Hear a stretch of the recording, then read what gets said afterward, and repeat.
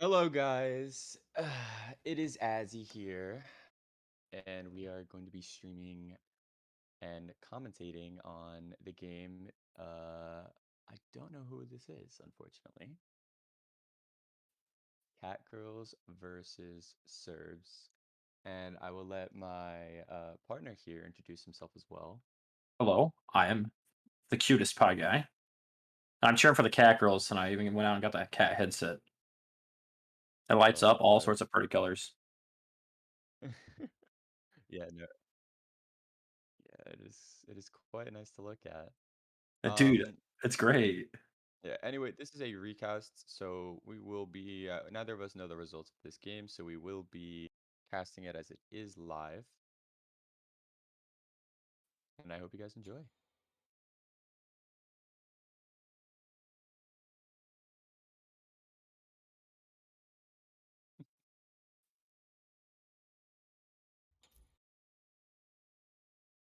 Hey, I'm definitely cuter than their profile picture for the cat girls. Can I be their new profile picture? Hit me up. Yeah, all right. Well, starting off, we got a ban on the Gev. Pretty typical. Odin as well here. Two top picks for sure. And these bans are going quite quickly. They are. Um, Ardio's annoying. Nobody wants to play yeah, against Ardio. Terra. That's three Guardians ban. Honestly, tanks are just broken. It's actually ridiculous. I mean, just some of these gods can make such a huge difference in the game. Team Vital, it's like Terra, Odin Cage, Geb is just shields and boulders and damage. So, um, Listen, as the support for my team, I'm just saying, just let all the Guardians through, and I promise nothing bad will happen. Just don't ban Guardians. yeah. That Oh, is that? Oh, kittens. Oh my God. definitely not a cat boy. I'm just a All right. connoisseur of the finer things in life. We have a Tiamat ban and a Heimdall ban. I'm assuming that is a target ban. Um, because Heim is not really a top ADC at the moment. I'd say he's Glory be probably to like mine somewhere allies. around the A plus tier, possibly creeping into S. But I'd say there's still a couple ADCs over him, such as this Uller that was picked up. Um, Hey, I gotta move some things around. There we but go. Now it's gonna look like I'm looking Athena at the camera. here, the Wisdom Surf shall pick be up the my Athena shield. here. Listen, I'm a big fan of the Athena. I got called an Athena one trick after my set that I carried on. Hmm. I think you're the one that called me an Athena one trick. Yeah, I don't know. Athena's a great pick here, and the Discordia being picked up as Who will well. rise above the That rest? disco passive early might make a pretty decent difference. Usually ending up in the solo lane just due to the amount of brawling that goes on, but it could end up in other places as well. Or it's like a Um, free red buff for whoever's doing the most damage on your team. It's great. yeah, it's really nice, especially in the solo lane if you go like a Bluestone start or even like a Warriors X tier one defense. So um, we'll see how that plays out later. And the Ymir and a Janice being Woohoo! picked up here. A lot of You two shall hyper not carry gods pass! on To my portals, that is. the side of the cats Look here. into my Or that eyes. is an aggressive duo lane. Ymir Uller. Yeah, Ymir Uller is an aggressive duo lane, although Uller's, if they go T2 trans here, Uller's early game is really not going to be that great. Um, but late game he'll start to really hit, and there's a Medusa pickup. Um, so it seems like their duo lane is set here, uh, on the side of the Athena Surf. Medusa versus Uller Ymir. Okay. Yep, there's a Loki ban.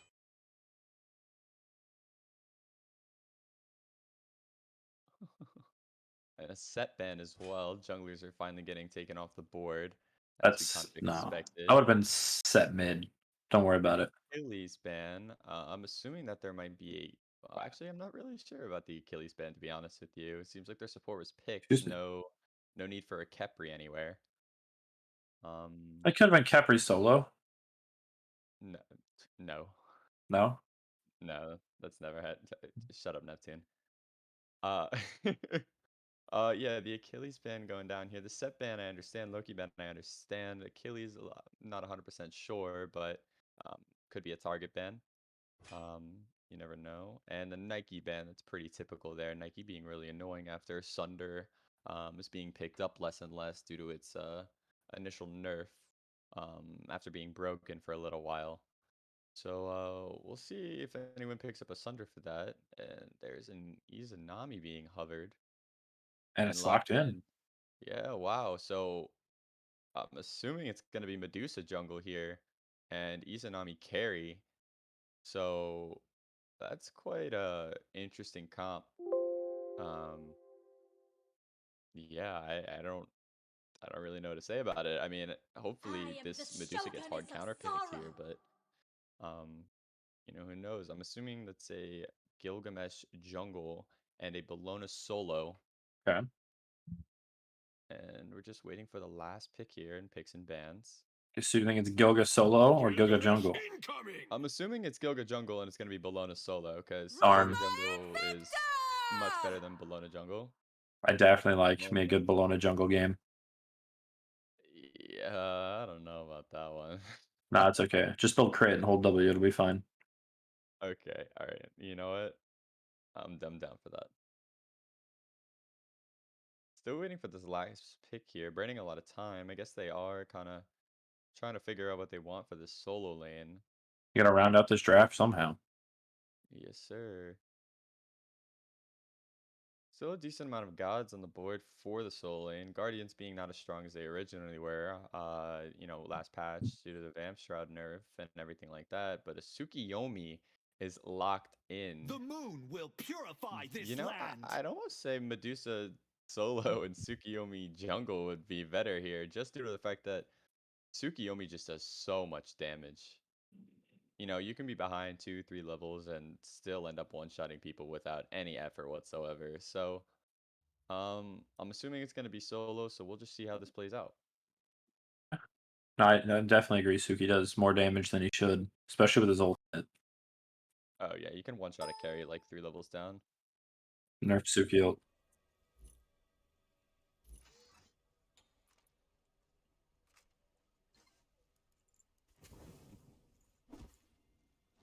Isn't it V-Catgirls? That's no, that'll be okay. Okay. Oh yes.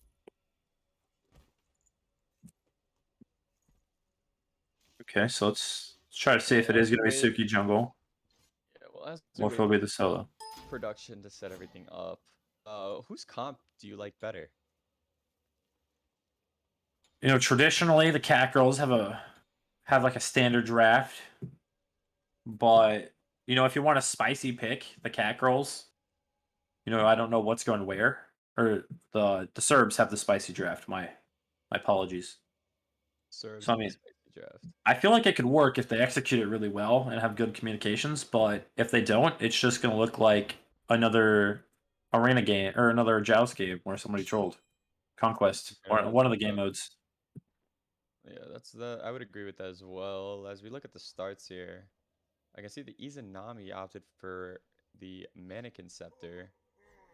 Kind of surprising, although, I feel like there's many better options among ADC starts. Izanami can still work with it just due to her piercing cleave autos, so not too much of a deficit there. But I would still rather go for the Gilded Arrow, Death's Toll, or Hunter's Cowl even over the Mannequin start. I also don't like this tier one, the short bow here. It doesn't exactly provide power or a lot of power. It's kind of just not a very good starter.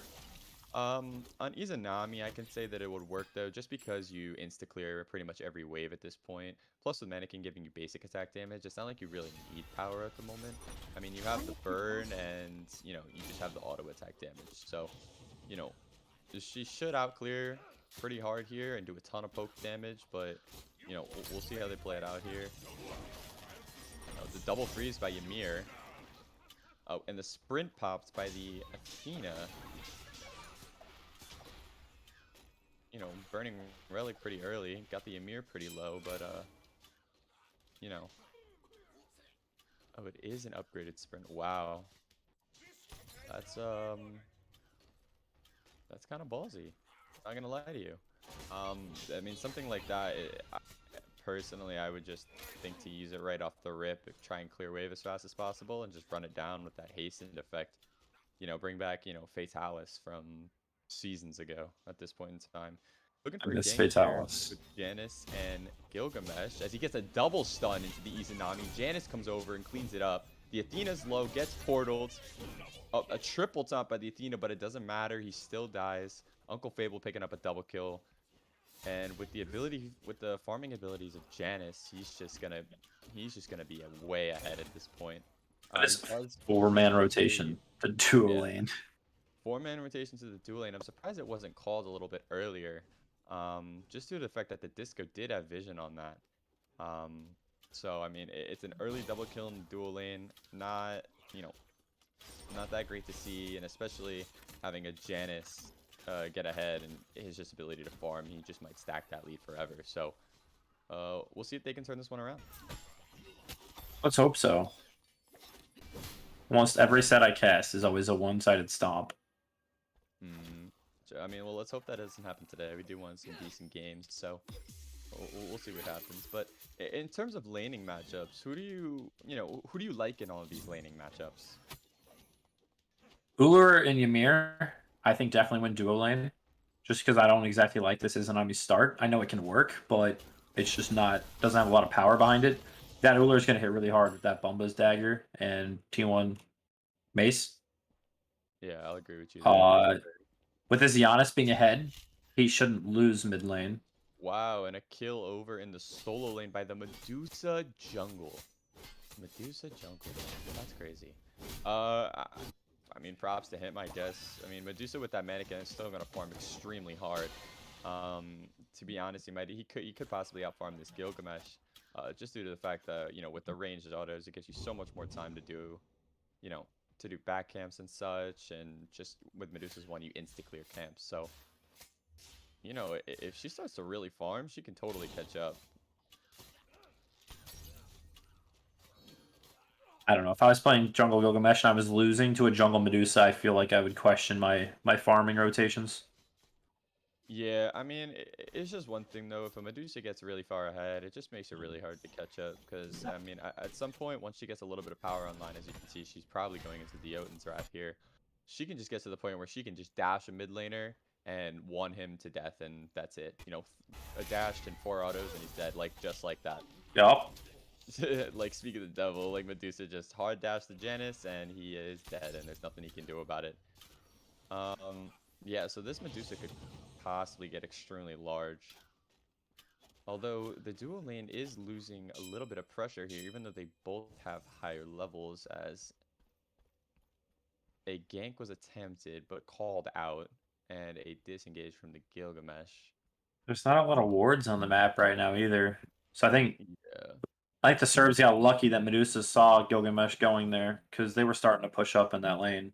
Yeah, I mean, from what I'm seeing here, it's looking like this Gilgamesh is going to try and hard bully the duo lane if he possibly can. As the Ullr gets away with just a little bit of poke damage. And he's going to back here. And it's looking pretty even across the board. I mean, the Gil just hit 6. Medusa was a little bit ahead of him. And Medusa opted to pick up the Crusher first item just to max out his damage and attack speed. So, I mean, he's really going to swing as soon as he gets onto somebody. The Janus has a slight lead in mid, even though he did die. That's just Janus farming abilities. He can go and take backs and, not miss a single minion in wave. So that's just something he can really take advantage of. Ymir picked up first item, Stone of Foul. Yes, he did. Ymir really wants to auto people to death. And you know what? I kind of rock with it. I'm not going to lie to you.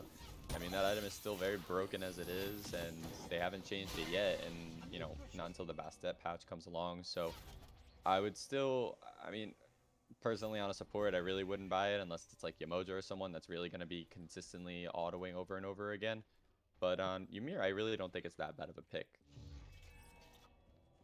Support Ymir, I might say it's not the best item, but if you're like your solo lane Ymir, I definitely say get the Stone of Foul. But I feel like Yeah, there's better possibly. support items than... Yeah, I would agree with you there. As the Disco ult comes out and Athena gets away scot-free, although she is quite low. And the Gilgamesh going for a Blink ult onto the Athena does get him. Janus ult comes through. Jesus, Janus just unstable vortex and the disco's gone. As the Medusa blinks, here's the ult, freezes, dashes, kills the Gilgamesh, goes behind the T2. Ymir misses the wall, unfortunately, and it looks like the Medusa might get away as the Janus does give chase here with a slightly low mana. Janus portals in, Athena ult comes out, and it's a disengage. Okay, so 2 for So 1. yeah, what a pickup from the Cerbs there. Grabbing that oh well, I guess. Yeah, no, what a No, pickup from no the way. Cat Girls. No, it's the Cat Girls killing. No. Oh my god, and a So it's a 3 short for 1 disengage from now. Athena. It's a 3 for 1 now. That's some weird. I don't know if you saw Athena autoed the Scorpion, then realized nobody else was with her, and then just got caught out of position for being the only one there. Yeah. Yeah, that's quite unfortunate. So, my question for you, though, is who do you think is going to be the big difference maker in this game, just in terms of god picks? You know, throw your bias out the window, but, like, just what god do you think will be able to hyper carry this game? You know, on paper, a really good Uller can just run away with the game, but this is the amateurs, so it's really hard to just say this guy on this theoretical hyper carry is going to carry the game, because it all comes down to skill and, you know, how they Yeah. match up against the Yeah, other for team. sure. But And I'm gonna agree with you there. As you know, the Uller, if he just he hits his axes, he's just gonna. And a Tsukiyomi piercing moonlight ult comes out, and he does not find the Bellona. Misses ooh, the shuriken. Unfortunately, Bellona does ult to get away though, as the red buff has been secured by the Cerbs. but going back to Nami your looking like she's in trouble here as Dark Portal comes out, but Gilgamesh is going to get the kill anyway. Unfortunately, that ult had been wasted, and the Gilgamesh does pick up another kill. Although he's she has still the same level as the Medusa. Odysseus' bow, first item. Yeah, yeah. You know, personally, I'm not a huge fan of it just because you don't have any power, and with the nerf to Odie bow, it's just not the same as it used to be. The 40% attack speed, you could still work with it a little bit, especially with Mannequin that's giving you free damage, but I mean, now it's just, like, I don't think it's that viable of an option. From what I know, this guy doesn't play ADC, and this is also their sub. So, Oh, okay, I understand. That's an well, it looks like he's unfortunate for the Serbs. Unfortunate for the Serbs, but I guess they're gonna have to work with what they got. As you're starting to see some level leads develop here. You know, the Uller having a lead over the Izanami, the Tsukiyomi having a lead over the Bellona in the solo lane. Junglers looking about even. Kill difference, you know, goal difference, really not that much between them. As you can see, they're both got their second tier 2 items online. Gilgamesh opting to go health here, and I'm assuming this will either be a Sledge or Blackthorn. Actually, will be a Sledge or Blackthorn, but you know, I'm quite curious. I'm surprised he won't continue to increase the damage that he is outputting at the moment. I like to see hyper build, or not. I like to see hybrid build junglers if you're gonna go a warrior. Yeah, Just so you know, you dive the backline, you don't instantly get killed.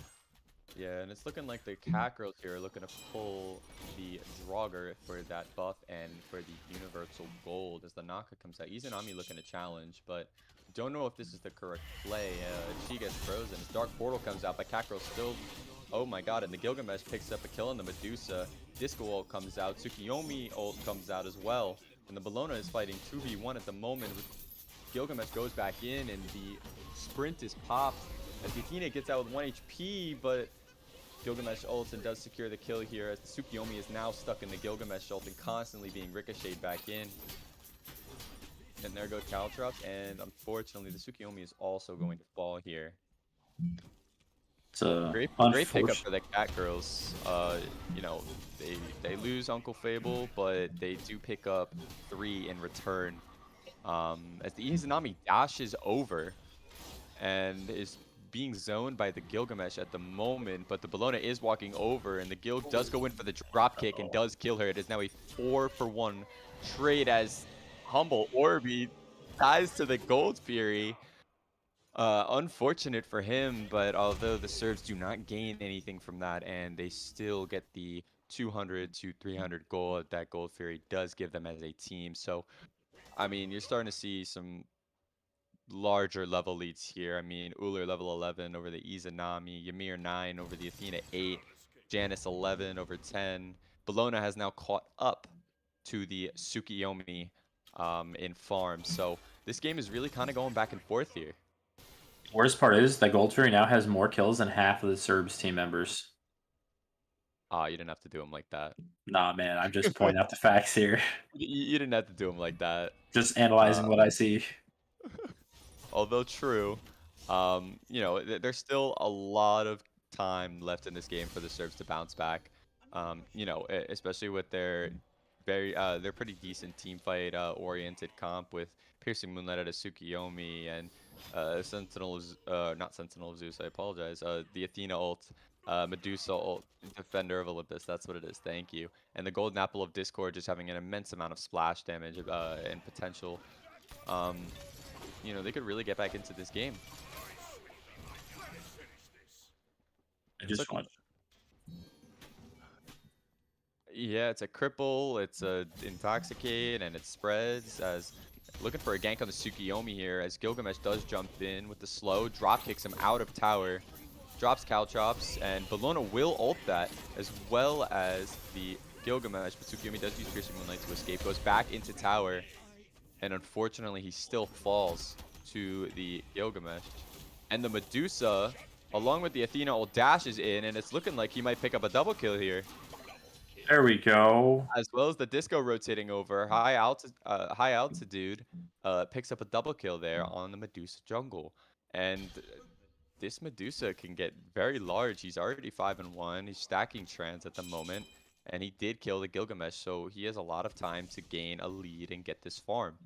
As they do pick up the Fire Scorp there to finally get Portal Demon on the board. That team fight looked a lot better coordinated from the Serbs than what we've seen so far.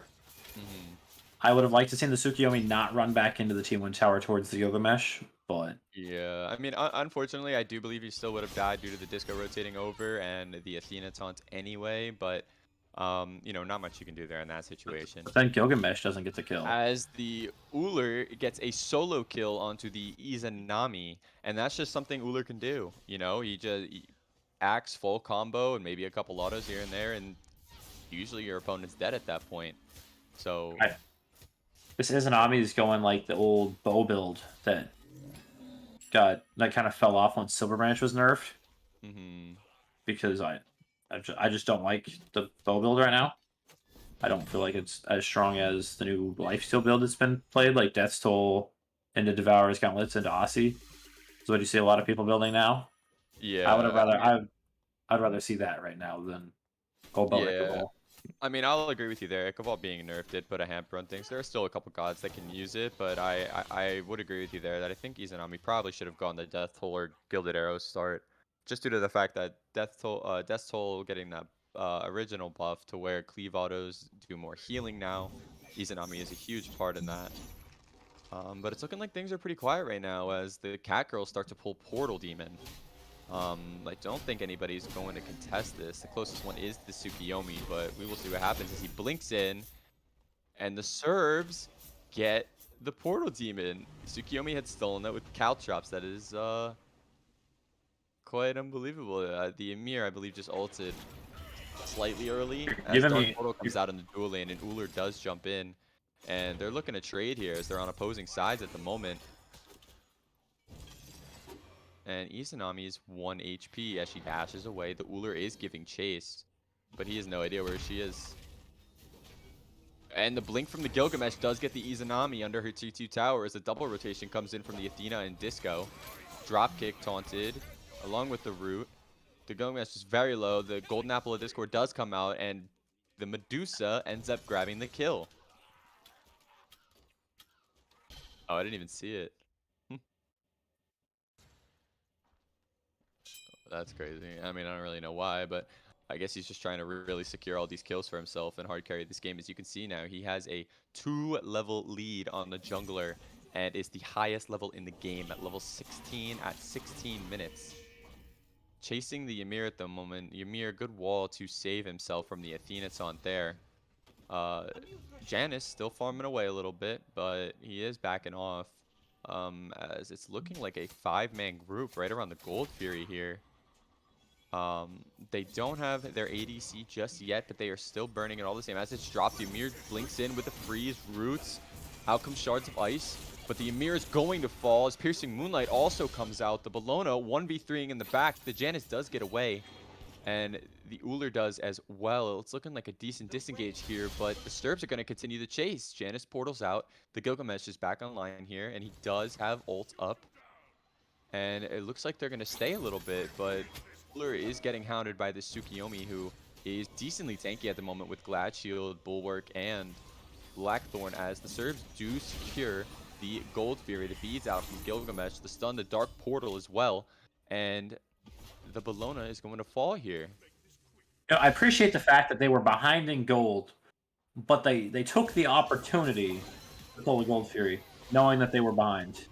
I'm going to agree with you there, and it's looking like this Uller is really staying, and they're going to hard chase this Uller. They really want to shut him down here, as he's been giving a lot of trouble, and he does, as the Tsukiyomi does pick up the kill here. And Uller did waste beads as well as his Aegis, and that's just a win for the Cerbs all around. You know, they're back up in gold now. Kills are almost similar, and they've secured more objectives. It was, in fact, an Oni Fury. Yeah, that is going to give him quite a bit of pressure here, as it's looking like just a full reset all around the board. But, I mean, we can go back to the levels here and look, as the Tsukiyomi now has a 3-level lead on the Bologna, the Medusa, a 2-level lead on the Gilgamesh. The Janus, although still does have a lead on the Disco, but growing steadily smaller, as Janus can just, you know, farm his way around, even if he does get behind a little bit. But Uller also having a 2-level lead on this Izanami, and this Izanami is unfortunately getting targeted very heavily. You know, being focused very hard. Don't want an Izanami to run the game, especially with something like Crit, which it looks like she's going into a Wind Demon here. I mean, do you think there's a chance for this Izanami to really come back into this game? I mean, when you're level 20, it doesn't matter. You know, if you're level 20 full build, it doesn't matter if you're 0-20 or 20-0. You're still going to hit the same regardless. Might be a confidence thing if you're going in 0-20, but... Yeah. As the Ymir is trying to 1v3 over here, is getting chased down. The sprint is popped. He's stunned. And the Medusa grabs another kill. He is 7-1. Although he did choose to not finish, I'm assuming it was a Jotuns, and just opted to grab the Yasi. I'm assuming he just had enough gold for it and just said, you're going to do it. And they're pulling Fire Giant here, but it's looking like they're getting extremely low. This Izanami popping Aussie proc, as well as the Disco, as the Janus ult does come through. The Bologna ult as well, and QSL steal the Fire Giant. But, oh, and Uncle Fable in the back does pick up a kill on the Izanami, but the Bologna will pay his life for stealing the Fire Giant. But that is an overall win for the QSL there. That is a huge FG, sub 20 minutes, so that is a lot of pressure for them to grab the rest of these towers. It is such awkward. She either stole like a chain whip or an auto attack, but there's no reason that she gets in that close and doesn't get stunned or stopped, or that maybe they hold the objective when they see Bologna, that way she can't come in and secure it. But yeah, I mean, personally there, someone has to step out and just fully zone off that Bologna with some sort of CC, whether it's a stun from the Tsukiyomi or just the flat damage from the Medusa. Especially someone like a Bologna who can empower her own abilities with her ult. It just makes it really hard for them to secure this Fire Giant. especially Izanami had ult, Medusa had ult. Like, you could have dropped one of those to try to secure the Fire Giant. Yeah, Instead I'm gonna agree of with you there. Yeah, they did take a ton of poke damage from the Fire Giant, though, I will say. So it did make it a bit difficult for them to sit there and tank it and fight, unfortunately. So, I mean, just the Bologna showing up is a great play in the first place. And honestly, just stealing the Fire Giant was great overall. Could have gone for kills, but did have the steal potential. And obviously, that was the correct play there. And it's looking like over in right lane, they are running it down. There are 4 people there. 5 people there, excuse me, and they're just aiming to take these towers. Like I said, all these towers are up, and you might not push Phoenix here as the Athena ult does come out, as well as the Medusa ult. Piercing Moonlight going on the Uller. Aegis is it out. And the Amir and everyone else is stuck back there as the Uller gets chased around by the Tsukiyomi. And the Tsukiyomi is going to kill the Uller there. And High Altitude is killed as the Gilgamesh picks up a double kill onto the Medusa and Disco. That is Izanami ult coming out, but Janus does portal away, and now it is a 3v2. Through space and time does hit the Tsukiyomi, but not the Izanami, unfortunately. The Tsukiyomi is relatively tanky with that Bulwark and the Pridwin as well. Bologna does go in. It looks like they're targeting the Izanami, but she escapes, and now they're going all on the Tsukiyomi here. And it looks like he is going to fall as DGLLM picks up a 3-piece right there. No, I definitely like like that call. Like, you could see Izanami and Athena were over there clearing minions in the left side. So they knew either of those were actually going to be able to rotate in time. I mean, Athena did come over, but it was after the tower was already dead. Like, she finished clearing the wave she was clearing and then ulted over. I would have liked to see a little bit more priority to go over and help, but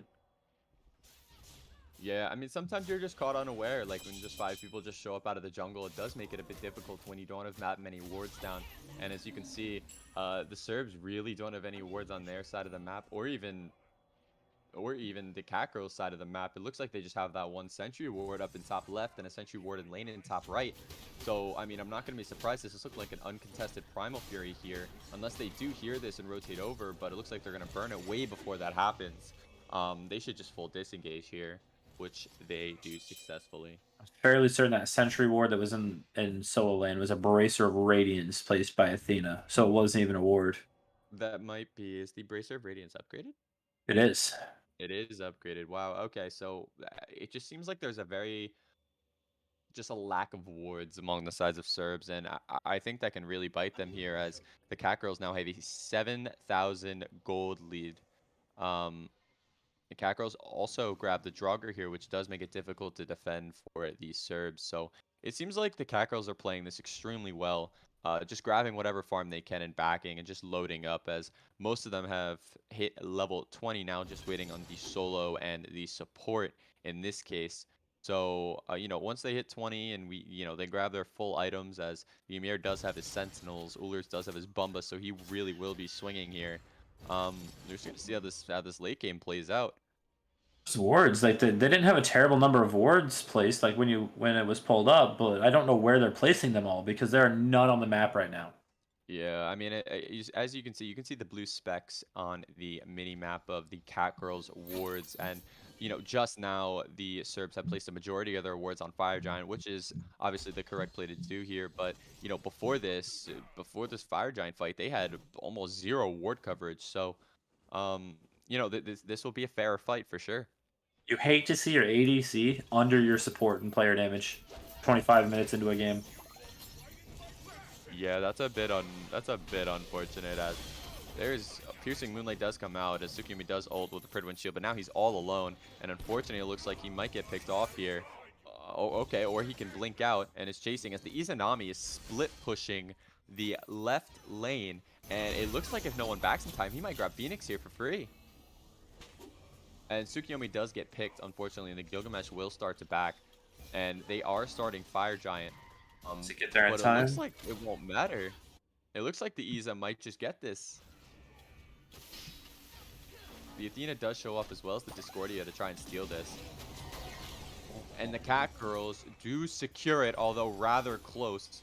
And They the don't Disco get the... does leave, but the Athena does die, and unfortunately, the Izanami did not grab the Phoenix and is instead taken down by the Gilgamesh, as the Medusa is all alone in the mid lane. I'm not quite sure why he was there. Calls? But, that is a 4-piece for the QSL, and it looks like they're just gonna run it down mid lane at this point in time. That was such an awkward call. Most definitely Phoenix here, and most likely a second Phoenix as well. Didn't throw out the salt shaker emotes. Like, that was just such an awkward call. I mean, that was a great route there by Disco and inflicting the madness on 4 of them, but they will get this Phoenix for free, and it looks like they will attempt to take the left Phoenix. A common mistake lower level players make, unfortunately, is that they will go for right Phoenix over, at least in terms of this side playing, is that you want to go for the Phoenix opposite side of Fire Giant here.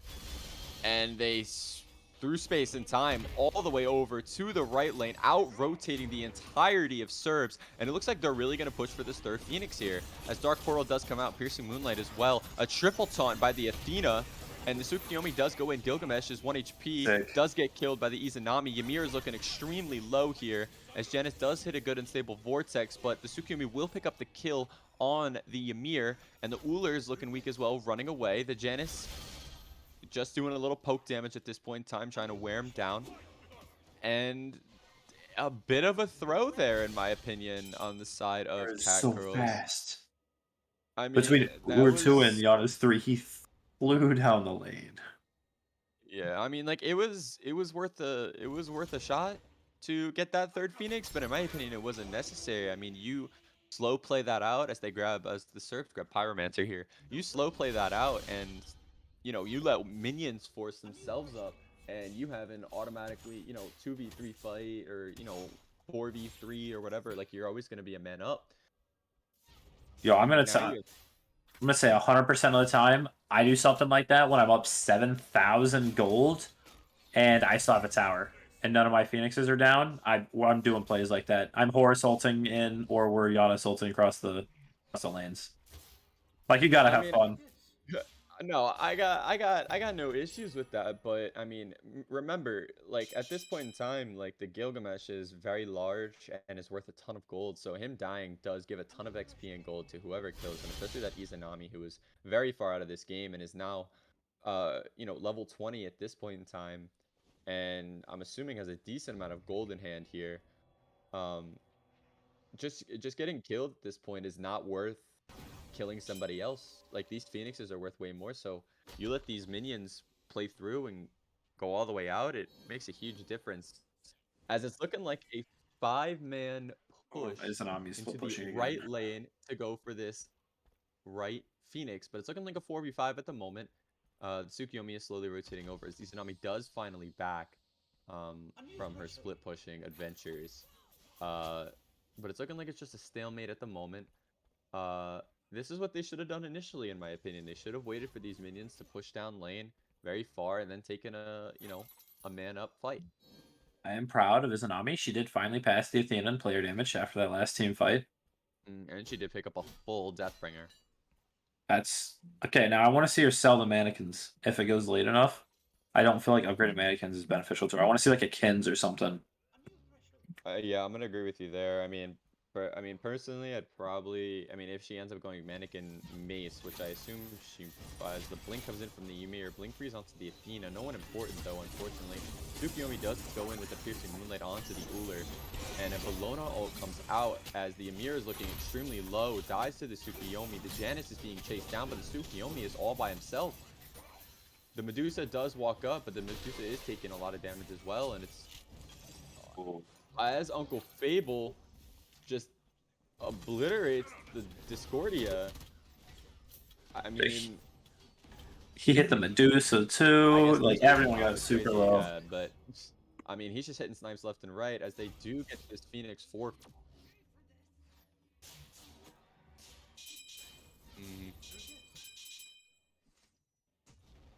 Yeah, and it's looking like Fire Giant is going to be up in a couple of seconds here, as the Catgirls have a 1-man advantage, but they will have to back, unfortunately, before they can go and ward up this Fire Giant. So they will go and do that, and they will slowly make their way over, as 2 Phoenixes do come up on the side of Cerbs. So that is extremely important there. That is a win in that defense, losing 1 Phoenix, but still getting up the 2 that were initially down. So they do have the ability to challenge this Fire Giant. Oh, I definitely think that they can. I want them to challenge this Fire Giant. It's going to be an enhanced Fire Giant. But they are missing Don't 2 give it people, away. so this is a 3v5. It's both their damage dealers This is a 3v5 too. at the moment, and Catgirls do secure it as through space and time does go and hit the Medusa. No. The Medusa is taken down. That smells like game. By the Ymir, and it's looking like the Athena is well on her way. No, that's definitely game. I don't see a world that they defend this. Okay, it froze for me for a second as they do take the Yeah, that is looking like game here. Piercing Moonlight does come out, but it's just looking like that's game over, unfortunately. It's just too much damage. The Ullr's autoing for 400 in auto, and that is game 1 going to the V-Catgirls.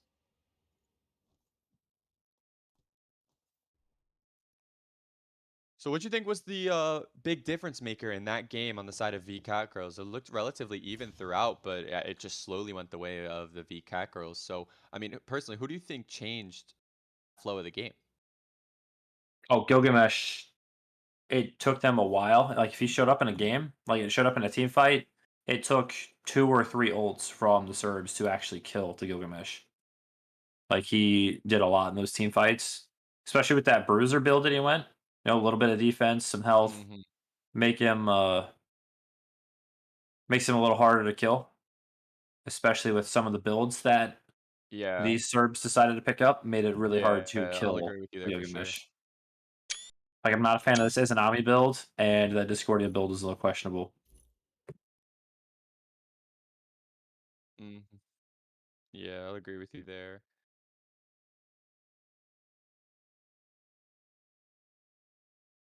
All right, well, as we wait for them to set up game 2, we will be right back.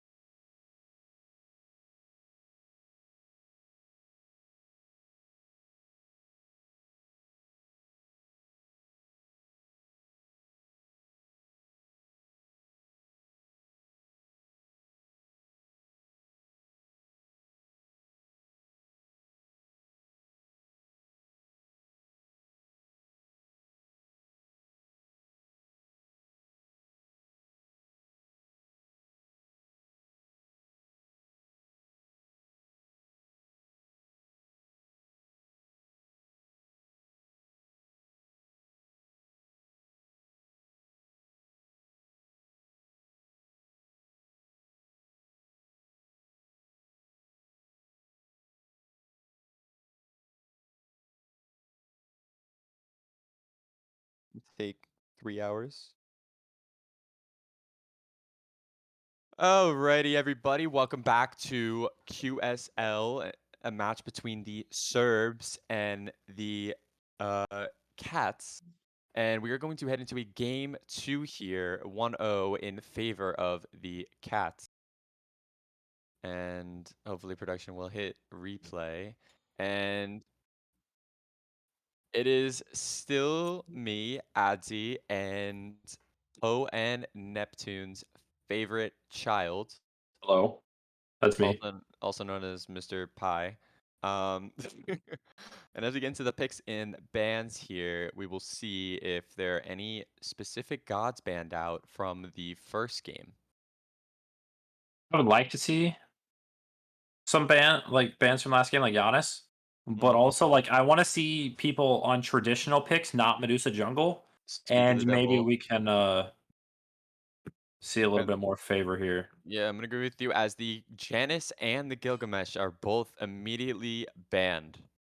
Okay, you know what? I'm not going to blame them. The two best characters that ran the last game. I'm not Mhm. upset. Yep, I'm gonna agree with you there as the Heim was also banned again, although I'm still confused. I'm assuming it is still a target ban. And the Geb and the Terra on the side of the Cats. Pretty standard for the Cats, but pretty targeted bans on the side of the Serbs. So we'll see how this draft rolls out and what new picks the jungler and the mid laner will pull out. And the Odin band. You have very standard bands here on the side of the Cats. And the Tiamat will be picked up Okay, first. I like where this is going. I'm gonna agree with you there. I mean, Tiamat just being probably one of the best, if not I the should have best mage created in a the world game, that you and the knew not RDO and the existed. set being picked up on the side of the Cats, and I'm not sure how the Servs are Face really the feeling crushing about that. I feel RDO just being Winning or annoying as losing she doesn't is, and matter. set still We all really shall strong. return to okay, nature but the real one Um, day. question is, where's this set going? I don't want to see it in the jungle. And with with uh, RDO locked in, I don't think it's solo. yeah, I'm assuming it is going to be the jungle, Can you keep up? as Boring. a Danza Burrow is locked in, and it looks like it's to Icy has subbed in for.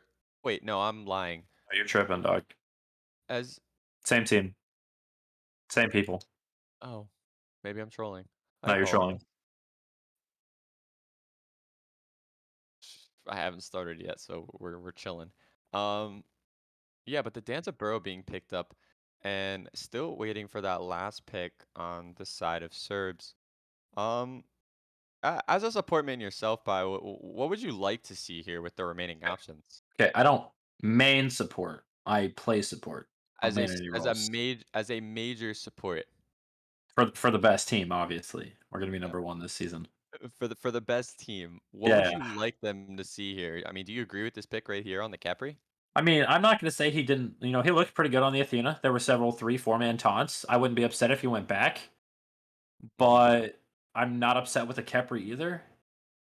I want to say a super divey assassin as well. So like if they want to run back Greetings, to friend. Tsukiyomi, the Tsukiyomi goes in, you Kepri ult, and he gets resurrected after he dies. Or like a Yeah, Pele or a Thor or a Thanatos. I want to see a yeah. super high. I don't want to see a Medusa jungle or another Hunter jungle. Yeah, I'll agree with you there. Though the one thing I am concerned about picking Pele or picking Kepri this early is as Humble Orbi locks in the Athena, is that picking Kepri this early does give you two Wisdom picks. shall be my shield. If this set, possibly decides to go ADC or something like that, you can grab a Thanatos here or any type of execute, as Tsukiyomi does get banned out here. Um, I mean, I guess you can roll with it here, but I feel picking Kepri in the top three just kind of opens you up to executes. I feel like if you're a good enough Kepri, you can work around the executes pretty well. Hmm. I have a very nice Kepri myself. I'm gonna pat myself on the back here and say I can play around executes really well. So that doesn't bother me, but here in the amateurs, I'm not sure maybe they can get counterpicked by the Achilles or the Thanatos. Hmm. Yeah, Weirdly looks like enough, it. they didn't ban either of them either. I would have expected like a Thana or an Achilles ban. Yeah, I mean, they didn't ban him at all. I mean, but you do have the Circuit here. The Circuit ban. Oh, I guess for the hell, of course. Um, and the Tsukuyomi ban, which I'm not against in the slightest. But the Pele and the Osiris are locked in here, as two ADCs were banned on the side of Cerbs. So, I mean, I'm liking this very divey comp on the side of Cerbs. It's very different than what they did last game, Oh, for sure. and I'm hoping it works. I'm also not upset at that Circuit ban because there's a Hell Ardio set. Mhm, Like they got a lot of healing, and so I'm glad they picked up this Osiris to try to counter some of it. mhm. And there is the Thanatos. So yeah, as I was saying before, it is looking like a set ADC and a Thanatos jungle. So, uh, a lot of mistakes can be made here in terms of just Thanatos executes, can burn a Khepri ult, and it does nothing for you. So, um, you know, Top Hat's got to be careful as well as the rest of his team. Yeah, no, we'll definitely see how they play it out. It'll be interesting to see. Hmm. Yeah. So, I mean, in just terms of team comps here, I mean, personally, I'm liking the Serbs team comp a lot more than the V-Catgirls, and that's No, just due to like its extremely divey nature. no, I definitely like to see the dive count, especially combined with a Khepri. It Hmm. just allows you that second chance if you fuck up the first time. Yeah, I just hope they agreed. show a little bit more coordination than they did last game.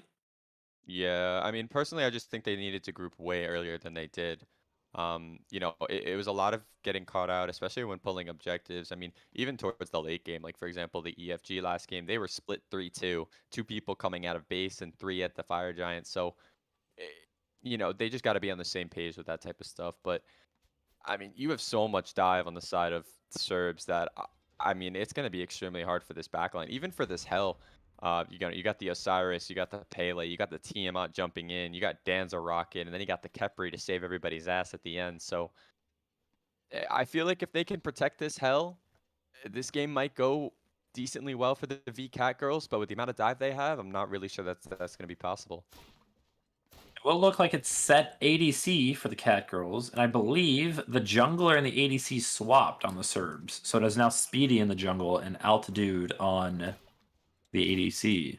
I do see that. And I mean, high altitude obviously proved his ADC skills as well as his jungling skills, playing the Medusa jungle last game and, doing the majority of damage for the side of Serbs. It'll be interesting to see how he plays this one out, actually playing in the duo lane instead of getting all that jungle farm. Yeah, I mean, and he went a standard build with the Death's Toll into tier 1 Devos. Um, I mean, this dual lane matchup, I mean, as we get into these later levels, like who are you going to start to favor? Because obviously this Khepri dance is going to have pressure early just due to Set's lack of clear. But once we hit level 4 and level 5, like, do you think things will turn around, or will it still be very high pressure? If this Set falls behind in lane, I feel like Danza will just have a pretty nice lane. But if Set gets ahead, it can just spiral a lead. Danza won't stand a chance in that lane by himself. And then Set will just be free to run these team fights. Yeah, I'm gonna agree with you there too as well. I mean, Set being able to solo dive as hell is extremely low, as well as the Thanatos. Oh, The this Pele is at first half blood. HP giving chase Oh, here, but the blink out of oh, Thanatos oh, and the blink out of Pele, but he backs off. And the wait, Tiamat no. gets silenced, and the Cell does pick up, and the Hell does pick up the kill, as she's kind of low on mana, but Speedy does get the return kill onto the What am I Thanatos, watching? and That they're was disengaging. Wow, I'm so surprised that the Pele just didn't immediately go on the Thanatos after he missed Scythe. that is really interesting and a little awkward for Speedy there.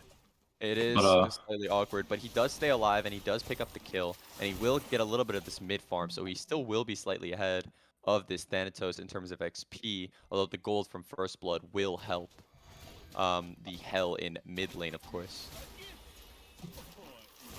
Yeah, so what do you think of this RDO Osiris matchup now that Warriors have slowly starting to make their way back into the solo lane?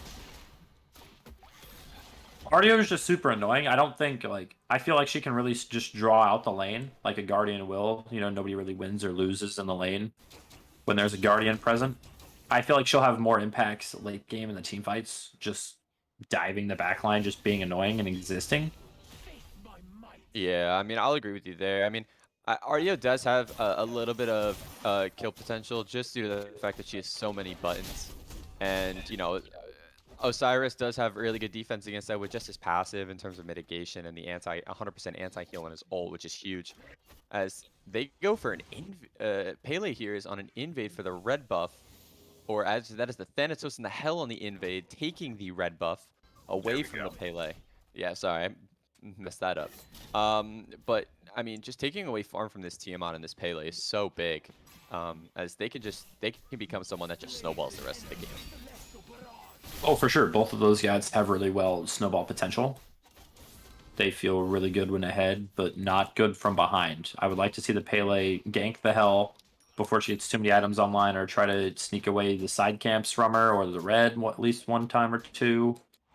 Definitely don't want her getting ahead. Yeah, I mean, among two snowbally gods, like who would you rather take here in terms of like just absolutely running a game, the Pele or the Thanatos? You know, I want the Cerbs to tie out the set, so I really want the Pele to do well. Which she is one of those gods, you know, where she feels unkillable at times. You know, she ults in, does half your health bar, then knocks you up and does the other half. Yeah, that's true there. She has Soul Eater or anything, she's gonna be full health at the end of it, so it doesn't matter how much damage you do. Yeah, especially with the Pele passive giving you I believe it's either 25 or 30% physical lifesteal. As the Khepri gets extremely low here, and the Set does go for the kill. He's 1 HP, but the Sandstorm does get him there, as Set does pick up a kill, which is extremely big for that Set. It definitely is. Thanatos over here looking for a gank on the Osiris. I'm assuming he's waiting for this Osiris to get an execute threshold before he does anything. Osiris passive fully proc though at the moment. There's the Thanatos ult. Yep, here's the Thanatos, but he does not go in. He ults the smalls. And then is going for the blue steel as the Osiris does walk over, but the RDO is following. And the blink comes out, but the Thanatos does get the blue buff. And I mean, camping this jungler, this solo laner like that really might not be a bad idea, as you know, just taking this blue on cooldown will get the RDO ahead, super tanky, and once teamfights has to roll around and he has a 2-3 level lead, he'll start to be very impactful. It's just interesting to me. Like, Osiris put a ward down and then still decided to blink over the wall to try to get it, even after it was dropped. Like, he heard the Thanal from further away, but I guess he didn't hear the buff drop. Yeah, he must not have. I mean, he must have thought it was still like they reset with his or something. As Pele goes for a gank on the Hell here. Volcanic Lightning, I believe, has been used here. Yes, it has, as the Hell is just healing her way. That is a missed opportunity. I don't know why Tiamat decided to back if Pele was going out on the engage. If they work together there, I think they easily kill the Hell. Yeah, lack of communication there unfortunately ends up having a dropped kill. I just noticed that the Pele had gone to Mannequin Scepter and rushed Brawlers. What is your opinion? I'm hoping that he's going to go Hidden Blade. It's still not the best item. I would have rather seen a Bumba's Dagger over this Mannequins. But also on that team fight, it looked like Pele missed her ult. And I feel like she ended up dropping the kill because of the missed ult. Yeah, and personally, especially on a god like Pele, where you just want to farm really early and get super ahead, I still think that the Jotun's Wrath would have been a better pickup for a first item, as, you know, Hell's not really, I mean, at least shouldn't be leveling her 3 here, so her team-wide healing shouldn't be that great, and I feel like the Jotun's has a much greater impact in terms of just spamming abilities and having that Volcanic Lightning come up, which is just usually a sure kill in the early game. As the RDO aggresses, as well as the Thanatos, but the Osiris does rotate over, and Thanatos does come out, and he does get away as the Athena ult comes in and takes down Speedy, as the Tiamat does rotate over, as well as the Khepri. It's a 3v2 at the moment. Set's here too. Or no, Set get a solo kill. They are hard chasing. Set does get a kill in the duel lane as Tiamat backs up, but the Hell is following over, and it's looked like this Tiamat's in deep trouble here. And the Tiamat does die to the Hell, as it is now a 2-on-3 as the taunt comes through. Hell is extremely low, is dying to the Khepri tick. Thanatos comes all the way back in. The Osiris taking a ton of damage, will fall here. And the Khepri extremely low as well. Athena does go in. Artio slow. Thana chases, and that's a kill as Pele goes back in with the Dancer Rocket and gets a kill onto the Thanatos. Wow, great communication between the two there as Volcanic Lightning does come out. And Athena takes down Athena because of the Stone of Foul. I guess Stone of Foul is broken. Jeez. And Athena is going to fall to the tower, granting the kill to high altitude. Okay. And I'm not really sure. That was just that was an arena match for two minutes or so.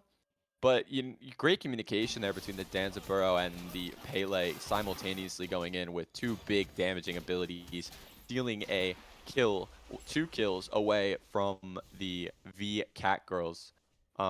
It does reduce the trade a bit, but it is still overall a win for the V-Catgirls.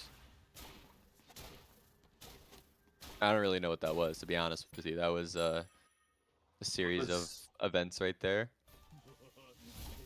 Set got a solo kill that allowed the Danzaburo to rotate over after he respawned to help in that team fight. That's how long that lasted. Yeah, that's a little bit, that's kind of crazy. But, one thing I do want to point out is the ward coverage by the V-Catgirls here. As you can see the little diamonds up there on the top right of the screen, but there are not many blue diamonds. And the Khepri ult himself, when the Thanatos was going to execute him. I'm not sure if he just didn't understand the rules or, as Speedy does go in there and Hell does burn bees and the Tiamat does dish out a little damage, but he's out of mana. I mean, I guess someone tell him that executes stop. I wonder if it was a joke. Like he's just like it could have been a joke, but like I feel like it could have been, I don't know, like why waste it at that point? You don't have it for your team fight. I mean, you're Khepri, you have no cooldown.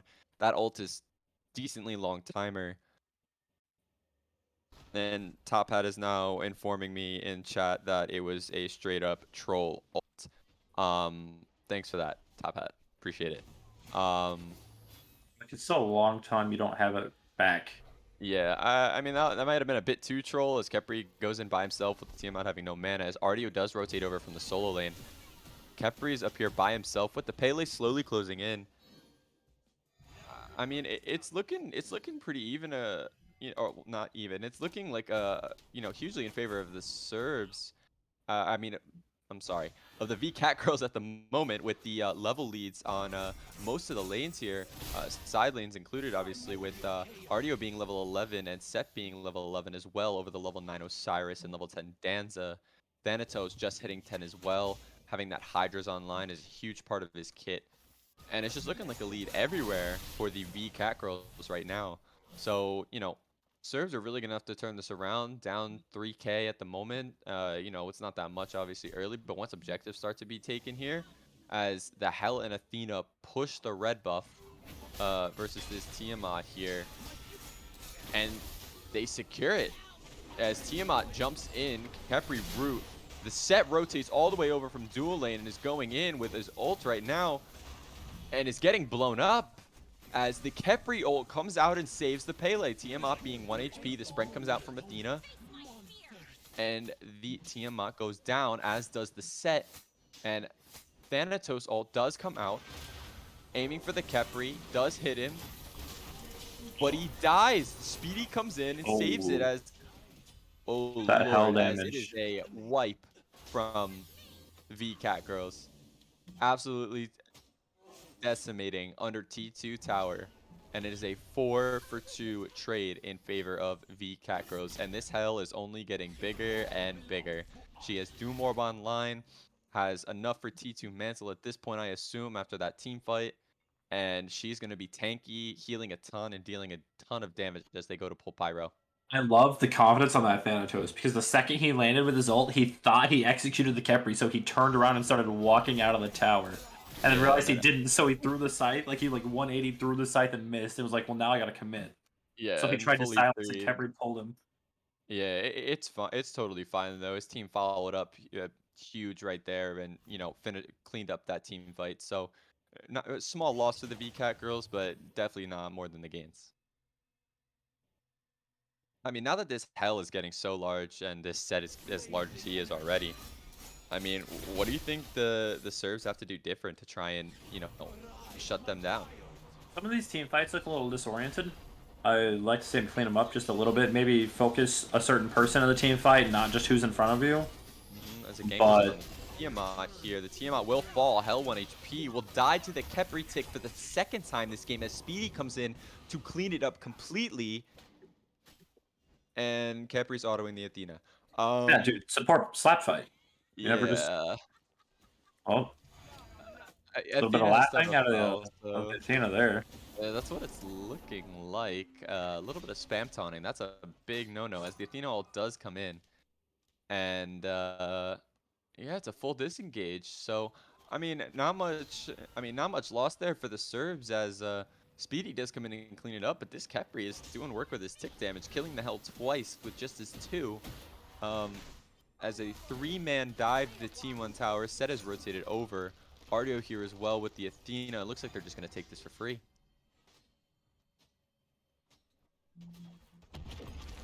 Did Set just ult? No? Am I trolling? Oh no, Am I he did. Oh. No?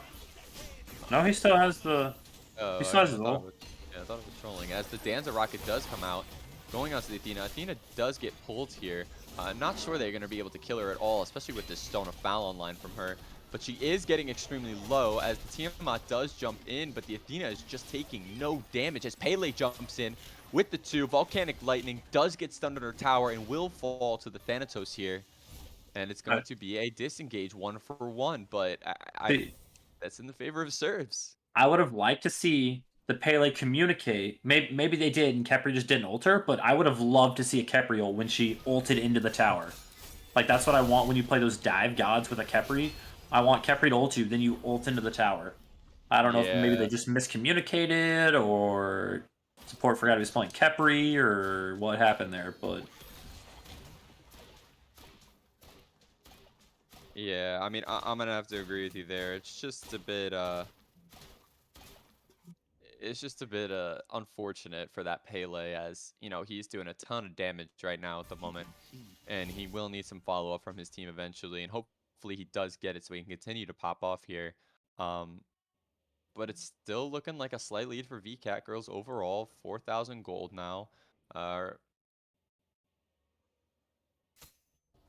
the Thanatos had opted to go for the 3rd item serrated, although I don't hate it to the point where I don't want to talk about it. I don't think it's the best choice in this situation as Thanatos is still a level up on this Pele, and on most of the enemy players, I think he should have just gone for another flat pen item here. You got an opinion, Mr. Pie? I like Crusher. Crusher is fun, but I'm also not going to disagree with the serrated edge. I wouldn't get it this early, but I do like the item.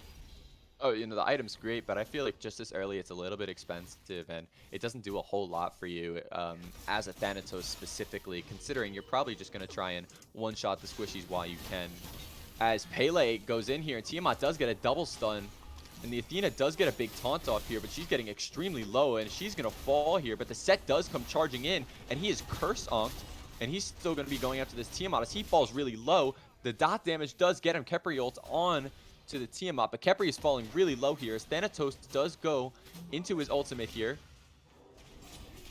and does go on the Tiamat and does kill him there as the Osiris and the Danza are the only ones left alive. Ardio looking really low here. Osiris looking to give chase for a bit, and it's looking like he will chase here as his 3 does come out, giving him extreme mitigation here, and he's just going to try and auto this down, but I don't think he does enough damage to kill this Ardio.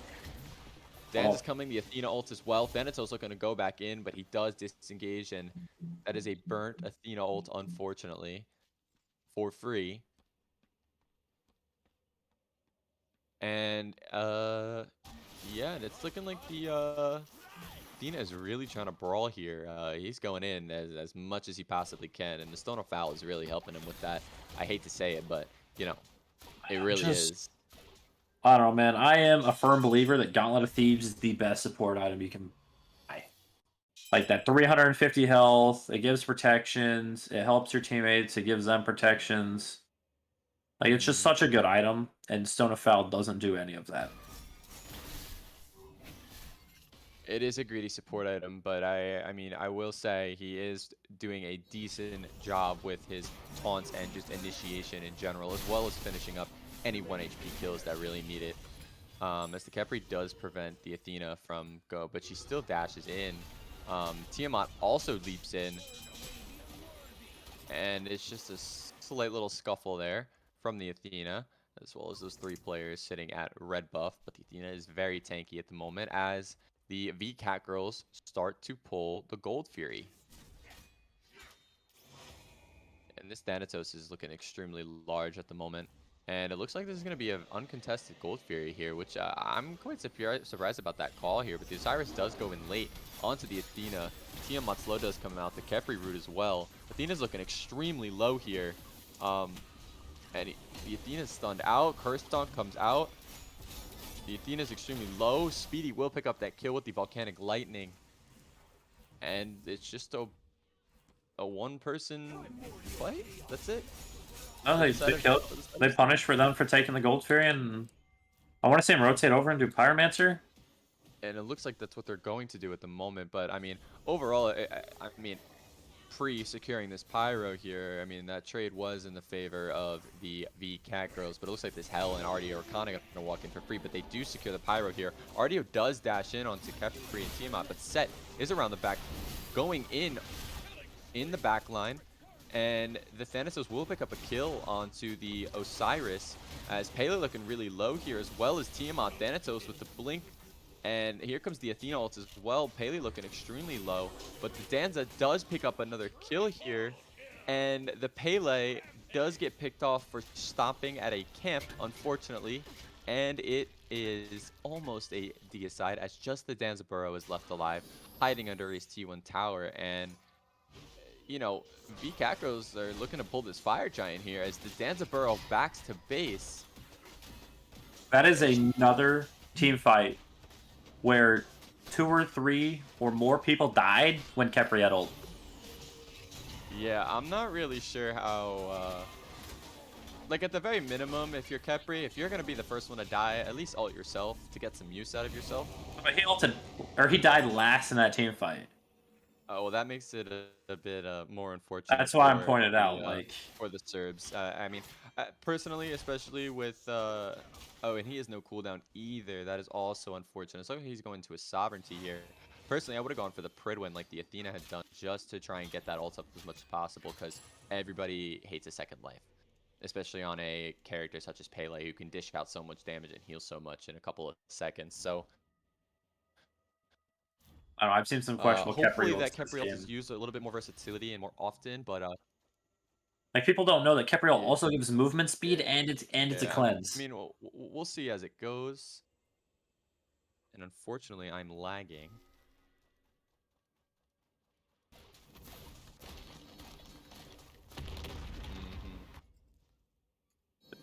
The Cerbs do love their split pushing, that's for sure.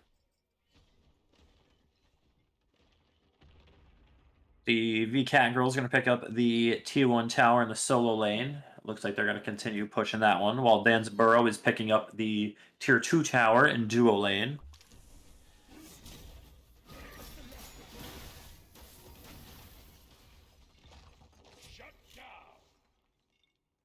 Speedy is going to pick up the Thanatos, dropping the Volcanic Lightning to do so. Oh, that stun was unfortunate. Hopefully they can pick up the Hell here. V-Strat's going to pick up the Hell. Artio is going to blink away. Hopefully the Pele can pick her up, and I think she will. No? Maybe not? There we go. Speedy's going to pick up Sarionicus. Now I want to see him just get this. No, they don't have minions, so they're going to go for it anyways. I'm going to try and take this T2 tower in solo lane. Well, there is a 1v1 happening over in duo lane.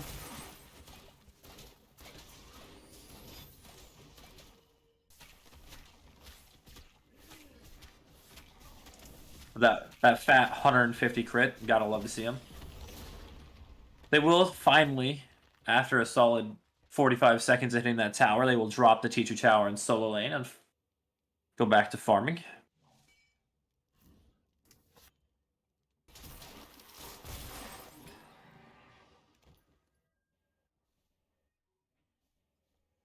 He did go Shadow Steel Shuriken on that on the Dansborough there.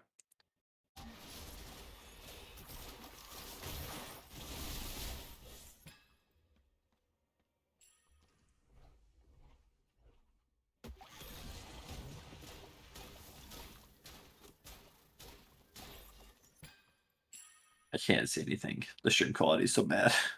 There we go. Okay. There'll be a small grouping around the Oracles, and the Catgirls will secure them. Athena ult coming out onto the Hell, so Defender of Olympus will be down for this next team fight. And There's back. a 5-man grouping from the Cerbs on this left-hand side around this Oni Fury, which would be very nice to pick up for either team.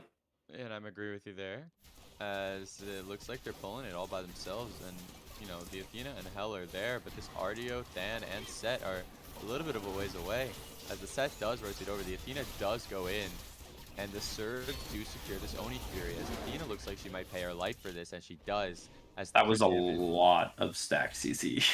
Yeah, and the you know, the crit is really starting to roll in now after picking up that Shadow Steel Shuriken, but you know, this Hell getting extremely low. Pele does go in onto the Hell and is stunned out by the Mantle proc, but Hell is falling extremely low as he does fall to the Pele. Ardio also looking extremely low here, and giving chase as the Tiamat does get the kill.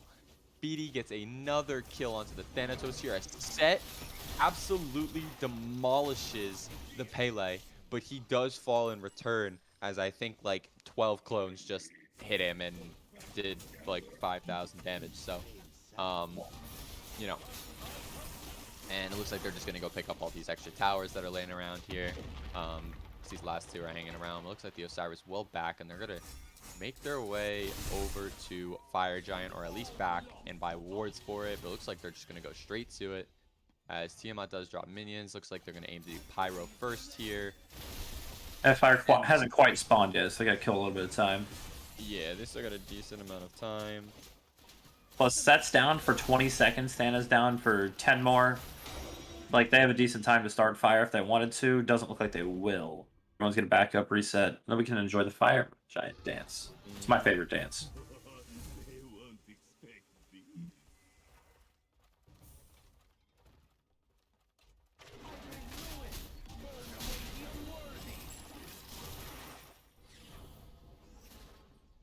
Oh, I know, yeah. It probably just went like 999 or just didn't even say it at all. Interesting to see that none of the Catgirls are near Fire Giant. They do have it warded, but Yeah, so they do know that they're there and they're slowly rotating, and it's looking like this dance is really not burning it fast enough, as they do get a ton of time to get here, as the Ardio does go in, the Athena ult does come out, and it looks like the V-Catgirls are taking a large portion of the Fire Giant of control. They're taking control of it here. Set does fall really low, does fall to Volcanic Lightning. Tiamat also looking extremely low here. Pele in the back with that Bloodforge shield, giving her a decent amount of health, but it looks like the Osiris is all the way in the backline by himself, as the Tiamat does pick up a kill onto the Thanatos, as the Osiris is still chasing this Hell, as well as the Dansborough following up, and gets a stun onto the Ardio. The Osiris is just sitting there taking no damage in his passive. like they already won. They won Fire Giant. I'd like to see them just go take it now instead of trying to chase out these tanks and try to kill them. I'm gonna agree with you there, and it looks like they're gonna do just that. And it looks like the Danza is really starting to get consistent crits right about now. He's got that fully stacked Rage now, and a Shadow Steel. Looks like he's going to a Deathbringer to round out the build, so he's gonna have quite a bit of crit. He is going to have quite a bit of crit, although no pen in the build, which I do find surprising, but it looks like, you know, he's really just going to aim for, you know, I'll say pure his damage flat onto pen. Wishies. Percent pen. Oh, it's percent. I got to mix up with something else, but Yeah, no, we don't care about IC flat pen at 27 minutes at this point. Percent pen needs to be bought here, otherwise, you know, he's gonna auto this Ardio for like 12 damage. no, he's gonna crit him for 97. Same as doing 12 damage to an RDO that uses an ability and heals that much. I would have liked to see Kittens, but I mean, I probably would have as well. I probably would have either not gotten the Deathbringer or just sold the Shadow Steel for it. Although Shadow Steel, I really will say is not that bad of a pickup here, just due to the RDO Thanatos Hell healing as well as the set. So I don't have a big issue with that. It's just, you know, having no pen is quite unfortunate.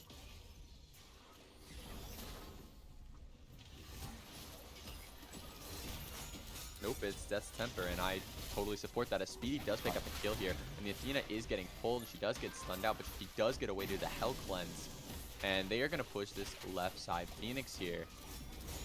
oh, Densboro's gonna shred that. And the Athena is taunting out. Tiamat does jump in, chasing the Hell, as does the Osiris. The Osiris does get stunned out, and Thanatos This an does end hit him with the call, stun, but or it really does not do that much damage, and I don't think that they should try and end here. I mean, 4 people up as well as the Thanatos all coming out. And it looks like he's going to try and go on any squishy here, and he does on the Tiamat. Tiamat's falling pretty low here. And the he is Kepri ulted, although slightly early, I would say. And the Tiamat is dishing out a ton of damage, as the RDO does look to disengage, as well as the Athena here. But the Thanatos does go back in for a little bit. This is a prolonged fight in the Titan area. Awkward kerfuffle that is happening right here. I don't know, like nobody's hitting the, nobody's hitting the Titan. Nobody's doing anything. I know. I mean, I probably wouldn't have gone for a Titan in there, but I would have at least tried to get the tier 2 tower, and now I don't even think that they'll get that. And they're still fighting back there as the Kepri gets picked again, unfortunately.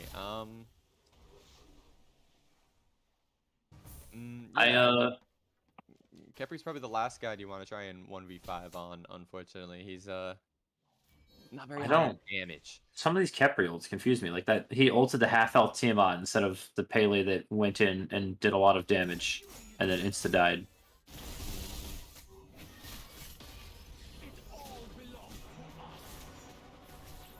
Yeah, I mean, personally, like with a Tiamat, especially if she jumps away, like, I mean, she just has, what, like 40% mitigation with her scales or whatever it is. You know, that Tiamat is basically a soul laner at that point, so a half-health Tiamat is still relatively safe, regardless, and Thanatos ult had been used, so you are free to Kepri ult whoever you like without any repercussions there. Okay, so Mr. Pi, High Altitude is asking, where would you put the Kins? I feel like, I don't know. I wouldn't have gone all in crit with the Tiamat having Spectral, but I mean, I have no issue. I'm also not an ADC player, so yeah. I mean, I have no issue with the all in crit, but I think the Aussie is just a little overcapped in terms of healing, as the health falls extremely low here, and the Pele does pick up with the Volcanic Lightning, as Thanatos does get out, but Set being 1 HP, Set does get out with his 3, and the only person left on the front line is this RDO, but RDO being extremely hard to chase will most likely get away here. As he does get knocked up, and the Bulwark Shield is procced though, so that is a big win for them, just in terms of tower defense. The RDO does lose a good bit of tankiness just due to that. And yeah, the Osiris is just walking in by himself. That's cool. Just Osiris things. Yeah, as Danza does come in, does a little bit of damage. Pele does knock him up as the Set blinks in. Links into a Danza taunt. Unfortunate. Yeah, with his ult proc, that's the... Jesus, Thanatos deletes the Pele there. And the Tiamat and the Kepri do show up finally, so it looks like they could possibly turn this fight here, as Set does go hard in. And the RDO being at half health still. A Cursed Ankh does come out. Minions? And the Set being extremely low here, as Thanatos goes in for the ult and doesn't really do much. Minions. Aw, held back. Or hell sponge. Hell does respawn to help that out, but the Osiris is over there 1v2ing versus the Thanatos and RDO. His Bulwark Shield is procced. He does get a stun on the RDO, but I don't think he wins that, unfortunately. As the crits are coming out really big. Holy. There we go. And yeah, that's a kill for that's another kill for the Tiamat. The Tiamat and the Pele are absolutely doing work in these team fights. You know, 32,000 player damage and 30,000 player damage respectively. As well as the Osiris just zoning everybody. it's kind of hard to shut them down at this point. I mean, I don't really know what else. I don't really know what else V-Catgirls can do to kill them. No, they're definitely Speedy looks a lot more comfortable in the jungle than he did last game on the Izanami and I'm ADC gonna agree role. there for sure. Yeah, and now knowing that Speedy was a sub for their initial ADC, it does look like Speedy is a jungler more so than a ADC. I hope they put him in the jungle next game and also like back on this Pele. Like, yeah, he's died 9 times, but every time he's died, he's traded his life for somebody. As his Danza is critting for over 1,000 per auto now. But that left Phoenix for V-Catgirls does respawn. So that is a little bit of a little bit of a give back for them, and they don't have to worry about fire minions or winions anymore. But still 3 tier 2 towers up for the Cerbs, and it's looking like they're in a pretty decent commanding lead here with, you know, almost 10k, right around 9k gold lead, and everyone being level 20 except the Athena. XP doesn't really matter more, but both supports opting to go Sentinel's Boon. What's your opinion on that? Goons. You sometimes just gotta be a boon goon. I mean, I'm down for that, but I mean, I understand the Athena going in because Athena's been pretty greedy all game with her items. But what about the Khepri as well? I mean, he's got Gauntlet of Thebes and Sovereignty. I mean, I guess if you really wanted to, you could stack the Embrace on it, but I feel like he deserves that one item for himself, you know? Yeah, I mean, I'm cool with that, but I mean, that Thanatos goes in and he's getting absolutely annihilated, but he does get his ults off as the Khepri does get a kill onto the Thanatos. Khepri Dot has been doing work this game as the health falls really low, but Speedy does pick up the kill. Danza Rocket does go in, it goes right onto the RDO, and the RDO is getting absolutely melted, and the Tiamat does pick up the kill there as the Athena and the Set being the only ones left alive on the side of V-Catgirls, but the Athena does fall inside a fountain here, and it looks like this game too is going to go to the Cerbs.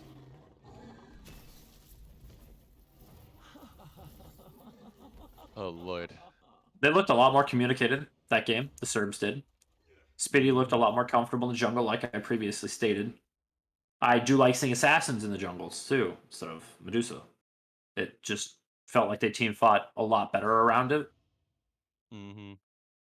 Yeah, I mean, just having that super divey god and just messing up their backline, especially someone like Hell who's getting curse honked on cooldown, as well as having the brawlers and the divine applied to him, it really makes his healing almost non-existent. So, you know, just having that divey backline, diving the backline and stuff like that over and over again really messed up that team fight and didn't allow the Hell to heal her team the way she should be played.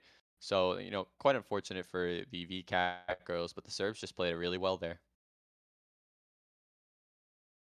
Any last thoughts on this game? Anything that you thought that just changed it around completely?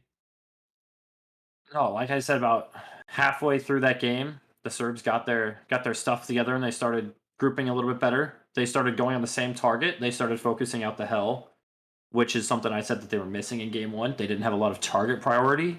They were just kind of hitting whoever went in front of them. And at several times in game one, there was not the same person in front of all of them. So it was nice to see them say, hey, we're picking the Hell, kill the Hell in this team fight, then go on set, or vice versa. They'd go on set, then Hell, instead of half of them dumping their kit into the tank and the other half dumping their kit into the back line. Yeah, I mean that upgraded curse song from the Osiris and from the Kepri were doing a lot of work there, especially with 4 people on the enemy team that self heal. So, you know, this is just a you know, it was a great pickup for them and a great win. For sure. I'm interested to And see with how that, game 3 plays out. yeah, I am as well. And with that, we're gonna head into a short intermission here as we do set up for game 3. So we will be back in a little bit.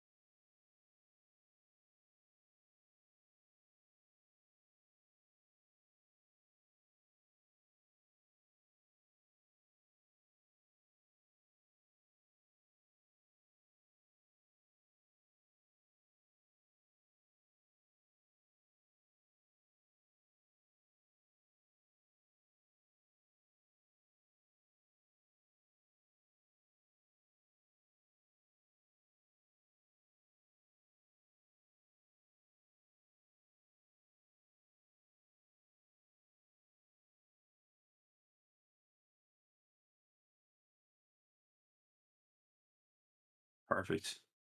Hello, guys, and we're back to a game three. This is the second game three that I've casted so far, and this one is going to be interesting as two really close games in game one and game two. Being pretty decisive towards the late game. I've been played so far, so I'm really excited how this game three is going to play out as we head into these picks and bans. And as always, it is me, Adzi, and my co-caster, Mr. Pie, or Poe and Neptune's favorite child. That I Um, am. how we doing? I'm doing well. How are you? Doing all right. As we're looking at these picks and bans, it's looking like a Gilgamesh, Janice ban They're on not the giving them Cerbs. back. They're not giving it back to him, but the RDO Odin Tiamat, pretty typical bans after giving Icy that Tiamat last game. They really want to get rid of it here. No, he did do quite a bit of damage, like upwards of 35,000, I think, if not a little bit more. Yep, pretty spot on there. You know, personally, like, what do you think these bans for the side of for the sides of V-Catgirls are going to be for these last two? I mean, Not sure, but Geb got through, so that's a start, right? yeah, That's Boulder. should just tell you how the game's gonna go. Yeah, I mean the Boulder got through. That's already crazy. As the Heim is being chosen here. I mean, first game that Heim has not been banned, so they do pick it up here. But they've been banning Heim themselves, so I mean, they could have Yeah, had him so anytime they wanted. I'm not really sure Face the what bitter those bans winds were of about, but they do lock in Niflheim! the Heimdall here. Um, Oh, but scared me. having Geb on the other team is like already like okay, Like GG, go uh, next. this isn't gonna be fun. Face the bitter Um, winds of Niflheim! yeah, still taking a decent amount of time to pick this first pick for Speedy here. I'm assuming that he's going to stay in the jungle on this one, and uh, Put him back on the high Pele. altitude is going to go back into the duo lane as they pick up a Cullen here. Okay. I'm assuming for V State, and I don't have really any opinions on this pick. I think it's a solid pick. Um, they want to grab it early, get that high pressure. I'm assuming they're going to go for that high pressure early game again. In this Cullen, hopefully we end up seeing a Pele in Speedy again. I would But what like I'm to see he looked very comfortable, and I'd like to see him on another Pele. as the None will Persephone is flee locked like in rats. here in the mid lane, as well as Cthulhu being locked in, and not a surprise there. Cthulhu still being one of the better solo laners, especially among Guardians and even most warriors nowadays. His laning phase is a bit monotonous, of course. Just trying to clear 1v1 potential isn't the greatest. But once you hit level 5, you just have so much potential on that god, and it's extremely hard to trade him until you're into the way, way, way late game. I'm really hoping the Serbs pick up a strong third pick here, because just looking at the three I've seen from the Cat Girls, I'm already saying that is just Geb Cthulhu frontline is disgusting with a Persephone if she can free cast all game like the Honest did in game one. I feel like they can run away with this pretty easily. Yeah, for sure. I mean, just those 3 picks. And Abaka That is not Sura what I wanted to see. is Time locked to in. eat! I mean, Not I that guess one. what he wanted was something that could shred the Cthulhu late, but I mean, I don't know. That Pele looked really good in that second game, and I think he should have immediately gone back to it. So, I mean, now I guess we're just waiting for these second bans. And do you think there's anyone that they should specifically ban on the side of Cat Girls to come back and take this next game? I I feel like it's already over. Like I feel there's nothing that they can ban, that Serbs can There's ban to stop. They already have a gnarly 3 picks here. I don't see them just drafting worse. Like there's still quite a lot convinced of good things open. they banned. They banned Thanatos and Pele. Okay, so I mean, I'm just quite confused because VCAT girls banned the Kepri, but then they go back and ban the Thana. But the Thana was really only played, at least in my opinion, as a counter pick. Um, you know, DG Lim just didn't Your look as time comfortable has as come.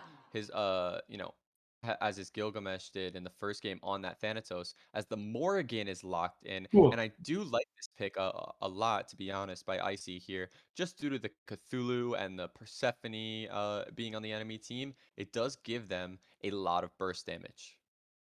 No, there's definitely some good transformations like Geb, Cthulhu, Persephone. I mean, Bakasura if you felt like you absolutely needed to.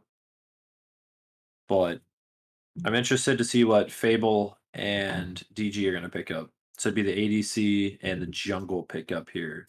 Unless it's Jungle Geb. I like Jungle Geb, but I Y- unfortunately do not think it is. Yeah, it's Blaster Geb is a Dude, lot of Blaster fun. Geb. Dude, his ult Yeah, does damage and percent damage now. Like, it's good. You can kill people with it now. as the Rama is locked in by Uncle Fable here. Uh, Rama's still extremely strong pick, and will have a ton of pressure in that dual lane, out 100% out clearing the Heimdall with his astral arrows, of course. This Rama is also someone that can really pop off late game. With his ult, he's like also semi able to dive the back line in a sense. To go at those squishies in the back while he can still shred the front. So the tanks with no issues as an Erlang Shen is picked up here, as well as an Instalock from the Cabrakan. Insta-lock Cabrakan. That was a very fast pick You'll there never on the defeat me. Cabrakan, and I don't have any issues with it personally, Warriors! as Geb dash, Cthulhu dash, uh, Erlang Shen dash. I mean, only the Persephone is really gonna have a way to get out of there.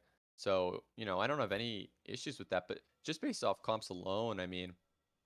I'm just favoring the V-Catgirls just No, the based off cat girl. comp. No, they have a gnarly draft here. It will take anything but a miracle for the Cerbs to win this one. Just based off picks. How I've seen them Mhm. play the last few games, I'm not sure the Cerbs will win this one. Yeah, what I'm slightly confused about is why the jungler for the V-Catgirls had picked Erlang Shen into another auto attack god, um, where just ability-based junglers were so strong into them already. So, it's just gonna be an auto attack duel in the jungle. But Ooh. I think the Erlang is the weak point of this V-Catgirls team. So, you know, I think in order to make up for it, they're gonna really have to poke him out hard or just, focus him heavy. If there is a weak point to this VCat Grills team, I will say it is the Erlong. But with such a strong team around it, not the players themselves, but the gods that have been picked, I feel like it should do pretty well here. Yeah, I mean, we'll see how it plays out. Bakasura having a cripple in his ultimate does stop a ton of damage that does. Sorry?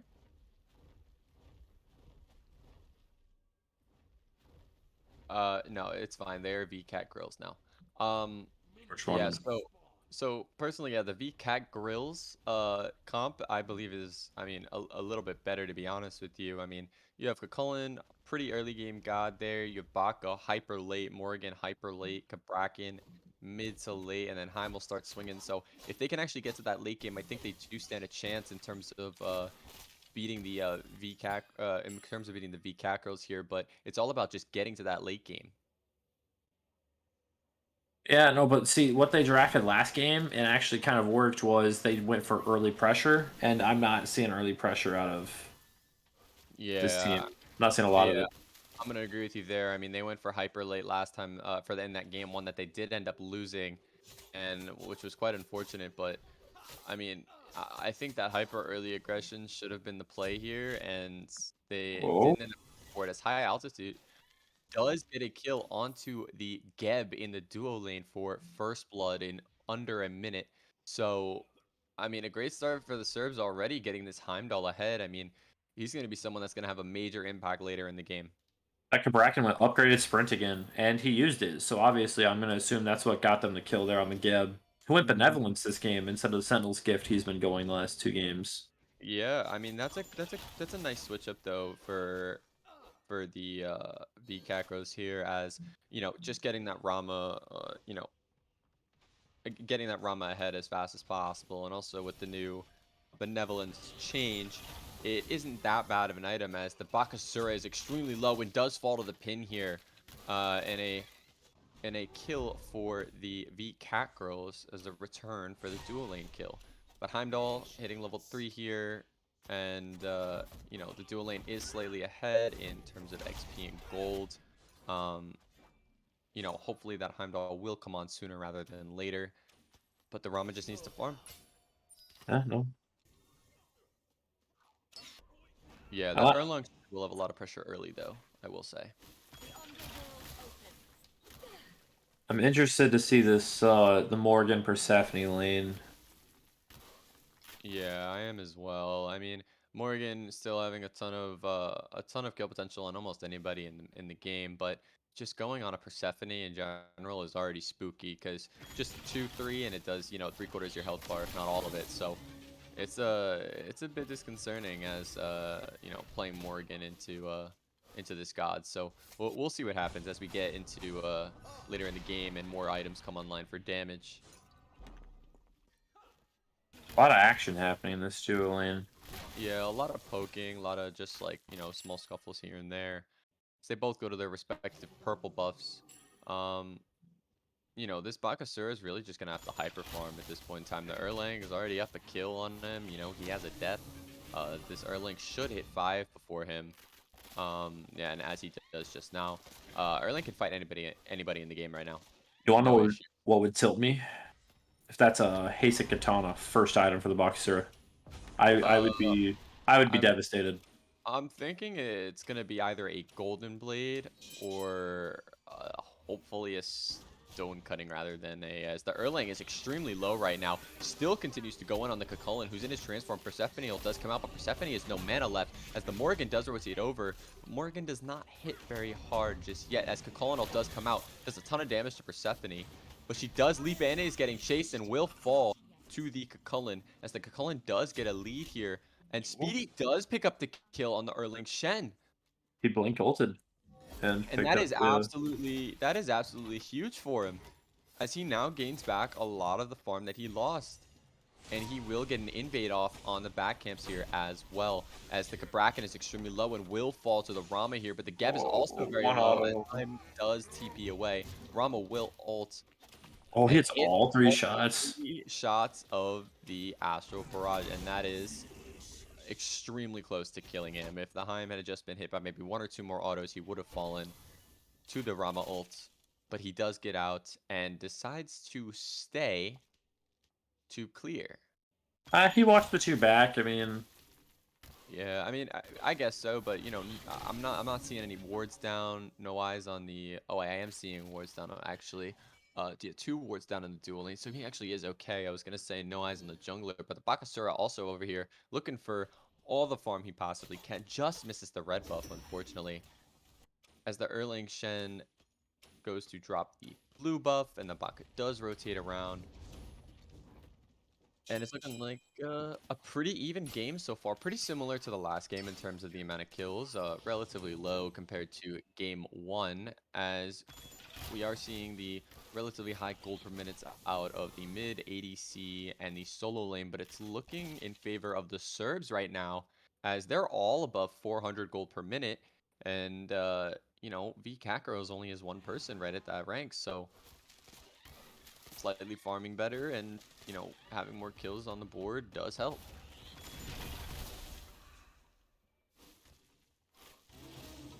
I think this Kabrakan for the first, or not Kabrakan, the Geb, for the first time this set is not going to pick up the Stone of Foul. Oh, yeah, it's looking like he's actually going to go Thieves here. I assumed his team had yelled at him about it at some point in time. I preached last game, Thieves is so good. Yeah, Thieves is just an insane item in general. I mean, what is it? 300 health, 50 prots, and a 10 prot aura for the rest of your team. It's extremely good. I cannot tell. Yes. He is maxing rollout. That's cringe. Which is kind of troll in my opinion, as the Persephone gets pretty poked there. Bracknell does come out. The Colin does rotate over, and the Persephone does fall, but Geb ults his return, and he does roll out while the sprint is activated. Bakasura is tanking, and the Erlang does taunt him with his ult, and Erlang does pick up the kill here on Speedy, as Geb gets away with literally 1 HP. He only lives because he maxed rollout. Does rollout increase your speed? No, it doesn't do anything. It's kind of useless. It only increases damage. Yeah, so I think Geb's kind of trolling here. I'm not gonna lie to you. No disrespect to whoever's playing Geb, but maxing the rollout is not ideal in this Yeah, scenario. it's all about maxing the shield life. Your 2 just hits way harder, and even your shield is more useful than your rollout at this point in the game. Yeah, it's just not a decision I would make personally, but I mean, it seems to be fine so far. Uh, a lot of pressure here on the dual lane though. This Heimdall is sitting at this Rama's tower.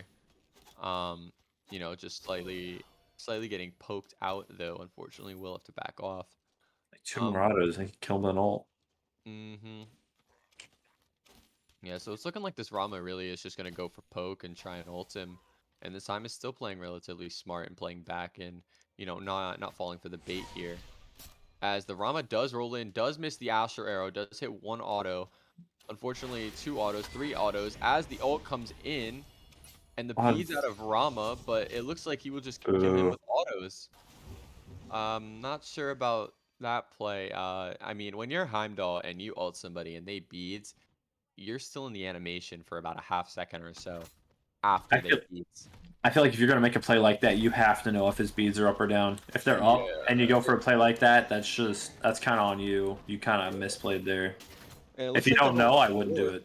And it looks like they're going for Gorpus. Bakasura does ult here and does get the kill on the Geb, as the Rama is being pressured out as well, with the Persephone also being here, but still being chased as Persephone ult does come out and does latch onto the Kabrak, and unfortunately does not pop as one in time, as Speedy gets absolutely melted by the Erlang, and his ult does come out. And he does turn into the Erlang Shen as the Morrigan and has to go away, but gets sniped by the Rama. This Rama is not missing his ultimates, which is a huge thing to see. And, having him get ahead and having this lead on this Heimdall is also huge, but he is stepping up here, which is being quite dangerous, especially with the Kabrakan, who can do so much damage to you in a short amount of time. Yeah, it's a bit of I'm still seeing a lot of lack of communication here, unfortunately. It's a bit split in terms of team fights and who's going in and who's doing what. Like, Bakasura was left all alone by himself. The Gab was left all alone by himself. I mean, I feel like they really need to tighten things up here. No, definitely. But this is week one game, so most of these guys, if they didn't practice, this is their first time actually playing with each other. Mm-hmm.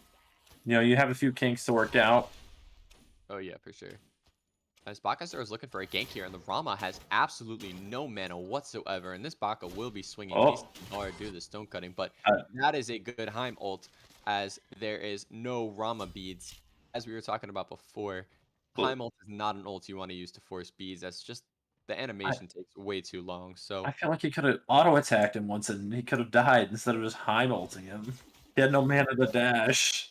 I mean, I mean, you can assert dominance if you want, but I'd rather as, save the ult for I'm getting looking away for or... ult here, but Gep is rolling in, and he does ult slightly early, and the Persephone ult does come out, and he does get the kill, and V-Catgirls do get the Gold Fury.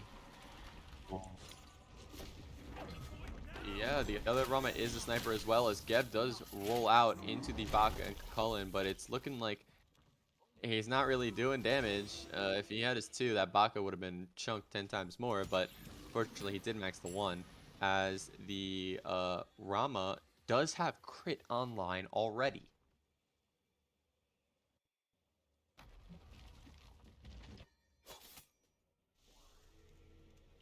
The best. Yeah, the best grill.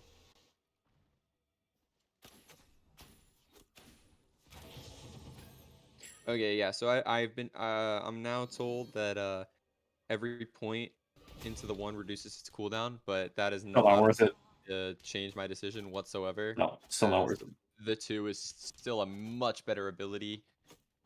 Just due to the fact that the one has its utility and stuff for just moving around the map, but it's not like it increases speed or anything like that. It just purely increases the damage, and the 2 is much more reliable in that aspect.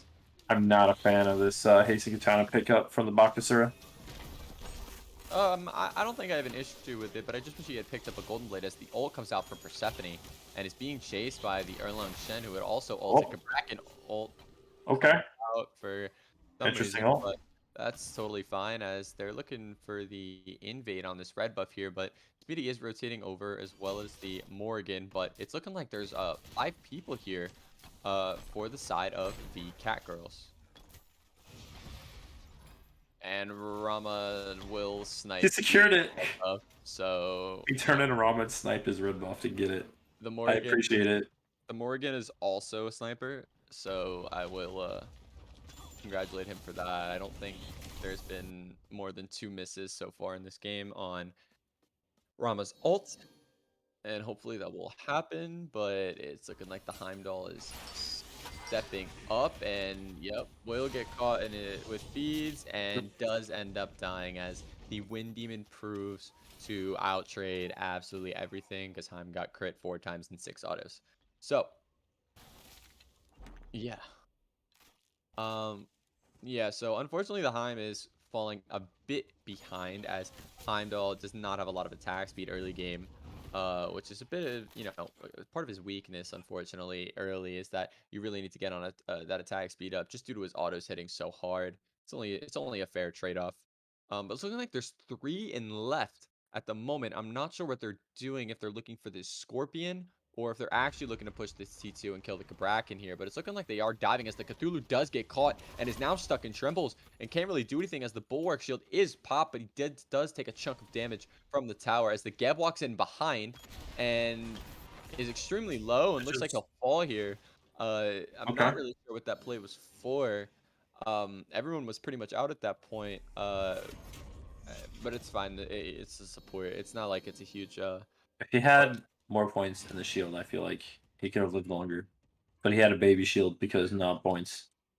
Yeah, so I mean, it's looking like a 4-bev rotation in the mid here and chasing down this Persephone. It looks like he spots him, and it looks like it's going to be hard pressed for her to get away here. But she does ult out as the Colin does ult as well, and the Cthulhu ults as well. They're burning a lot for this Persephone here as they really don't want her to get online, but they will disengage on the Persephone as Erlong Shen is ulted by the Heimdall. This Through the Realms is going to do a decent amount of damage, but this Erlong is still not dead yet as he does finally die as the actual Cthulhu does ult and does pick up a kill onto the ADC.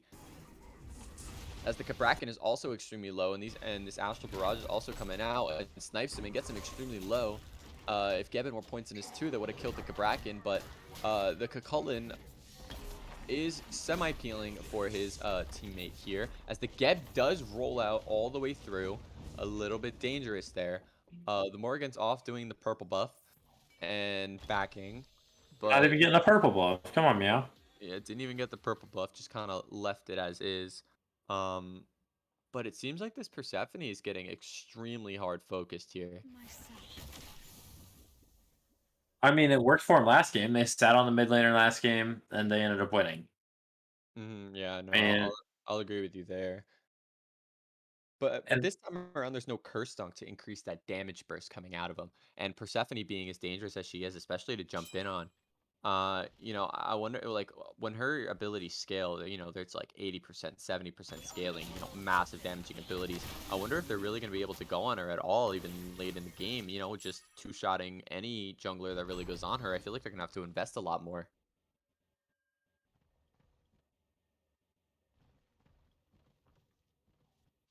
He's going to max the shield next. If he doesn't, he's I trolling. hope he maxes the shield next.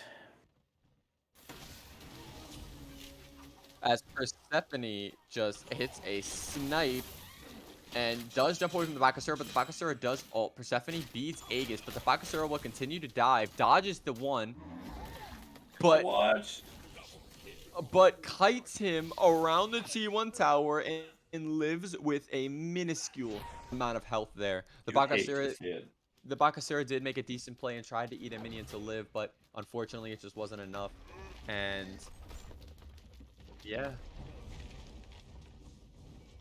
Yeah, I will say that he did pull relics on the Persephone, which is relatively huge. But the one thing I'm concerned about, especially with a god like Bakasura, is that, your consistent output of damage, right? It's going to be extremely hard for you to melt the Persephone, as out comes a Cthulhu ult from the Morrigan. And the Bracken ult as well as he's chasing down the Heimdall, as the Erlang does pick up the kill. Persephone does hit an ult here. Persephone does do a ton of damage as the actual Cthulhu ends up ulting. This is the fake Cthulhu, and he does end up going down. I had it backwards before, excuse me. And it is a large trade for the V-Catgirls, as not a single person dies on their team and is a 3-for-0. And they will pull this Primal Fury here, which I'm assuming will be free as long as they don't mess up here. And it looks like this Bakasura is really going in, but he's going to get absolutely melted by the Persephone. Although he does pick up a kill, he still gets killed by the Persephone. And, you know, the V-Catgirls also secure the Gold Fury. And the Cucullin still goes to face check. Not really sure why, as there's no one relatively low that's in the area. The Erlong had backed all the way to red buff, and the Persephone just two-shots people. So, you know, this lead is kind of, you know, this lead had been diminished and has now been overtaken by the V-Catgirls, and they are now at 3,000 gold. I mean, like I said, I mean, as long as that Persephone gets the peel that she needs and gets the free cast from the back line, there's no way that the Cerbs can win this game. Yeah, I totally agree with you. And right in that team fight, she had dropped ult 2, 1, 3 all by herself, and no one was there to stop her. Yeah, so Bakasura is now picking up an Aussie. You want to give me your thought on that? Don't like it. Don't like it. What would you much rather see this Bakasura go at this point in time? Kins. I like Kins. I don't like the. I'm not a big backup player, but Kins is cool. I like Kins, especially with the amount of health Geb has, along with Cthulhu. Especially when Cthulhu goes in his ult. Kins is a really good way to play around that. Yeah, I will agree with you there. I do think he has enough attack speed from the Hasten Katana and adding 20% on from the Kinsai. And Kinsai only being 100 gold more than the Aussie, I think it's a little bit more of a worthwhile investment to grab that Kins a bit early just to melt down that Cthulhu much faster than without it. And the flat pen at this point in time is relatively useless against these tanks. So you know, he's going to have a rough time into these tanks, unfortunately. The Bakasura blinking in, but not doing anything. But Maybe like a serrated edge would have been good too. Persephone does come out on the Heimdall, but the Heimdall is rooted, so he can't TP, and he finally does get out. But the Pyro is still low and unsecured as the Erling Shen picks up a kill on the Baka, and Rama is all the way in left lane, split pushing. As the Erling does go in onto the Morgan, and the Kraken is trying to tremble his way to heal. And the Morgan is just juking left and right, but he does get knocked up by the Erlong. And Morgan is still 1 HP as he does fall to the Persephone. And a ton of damage coming out of this Persephone without any repercussions on him. And he's just... Drama should just get a Phoenix. As the Heimdall does knock back the Erlong, but he still is being chased by the Cthulhu, and he does get picked due to the Mystical Mail. And, you know, Mystical Mail being as broken as it is, it's doing, you know, 30 to 40 damage on carries per second. So, great pickup for them as that Rama split push all the way to Phoenix. Got a T2 tower, which is a huge chunk of golden XP. And, you know, we can just look at the levels here and, you know that everything is starting to slowly fall into V-Catgirls' favor. You know, 15 to 16, a little slight lead in the solo lane for the Cerbs, but jungle is even, mid is up 3 levels, support is even, and ADC is also up 3 levels. So the 2 main carries on the side of V-Catgirls are only getting larger at this point in time. So, you know, Cerbs are gonna have to win a team fight sooner or later.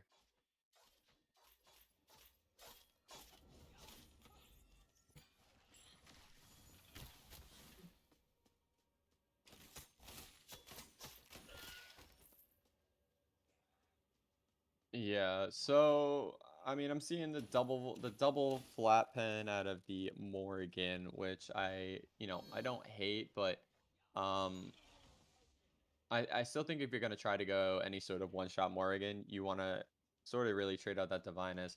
The Erlang healing really gets less and less important late game, and it's mostly about the taunt. So, I mean, personally, I would probably have just gone Magus instead and just farm for late game, as their comp is extremely headed towards the late game here, and you know they just want to really get there.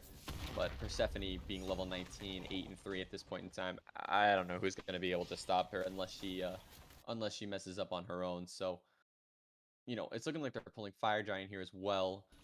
You know, right after the 20-minute mark, pretty standard time to be pulling the Fire Giant. Most people are level 18, 19, nearing 20. Persephone ult coming out, doing a ton of damage to the Cucullin, Cabrakan ult as well.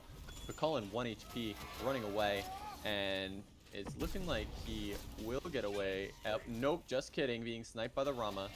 And the Erlang Shen being chased out by the Kabrakan, but will fall out. Geb being 1 HP, almost dying to fire. Why, But the why did they Cerbs drop the fire? go in and steal the Fire Giant as the Geb had been tanking the entire time.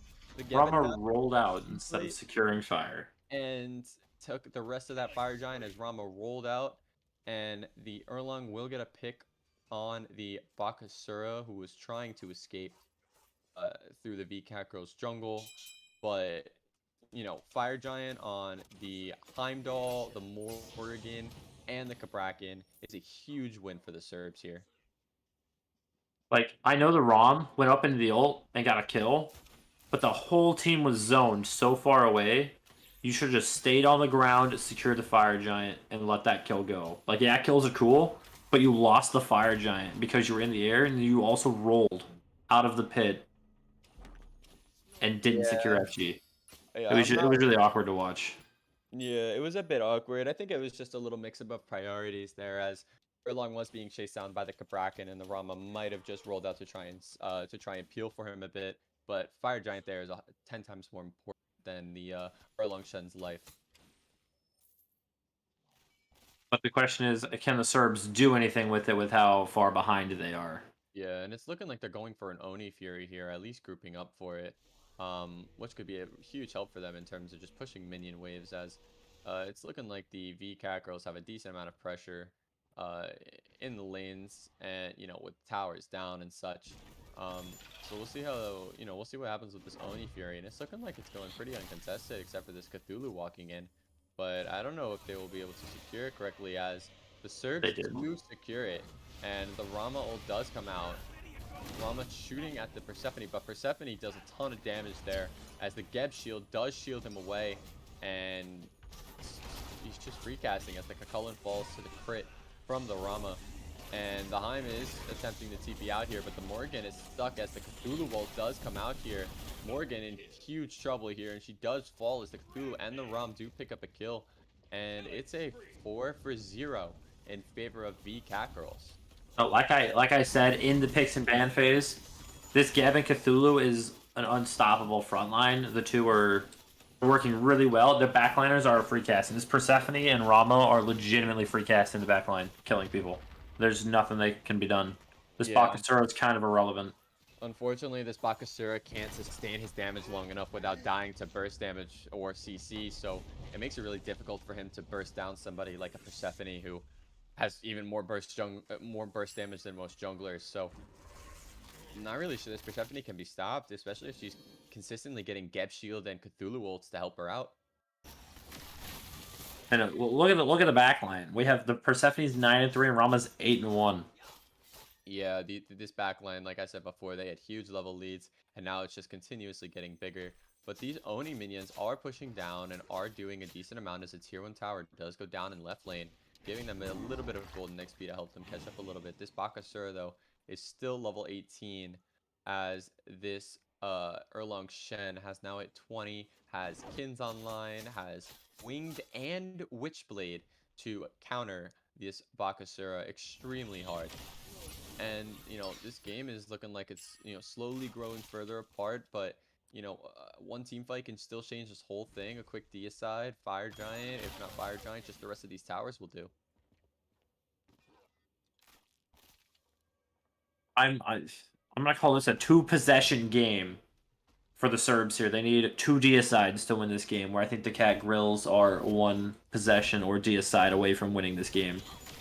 Yeah, I'll agree with you on that assessment here, as the Catgirls are just getting all their items online, as, Heimdall on the Serb side is just hitting 20, but the rest of their team is level 19, with that Cab being only level 14, as the Rama is 20 now with his ornate arrow. He is going to be swinging, and I don't see a spectral on the side of Serbs yet whatsoever. There is not a lot of defense on that Kabrakan. A lot of health, not a lot of defense. There is not a lot of defense at all. I'm not really sure about the Stone of Gaia play, to be totally honest.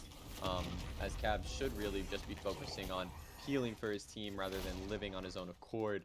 But it looks like they're just going around taking towers here. They're going to full reset, ward up this Fire Giant, and look to end the game right after this FG.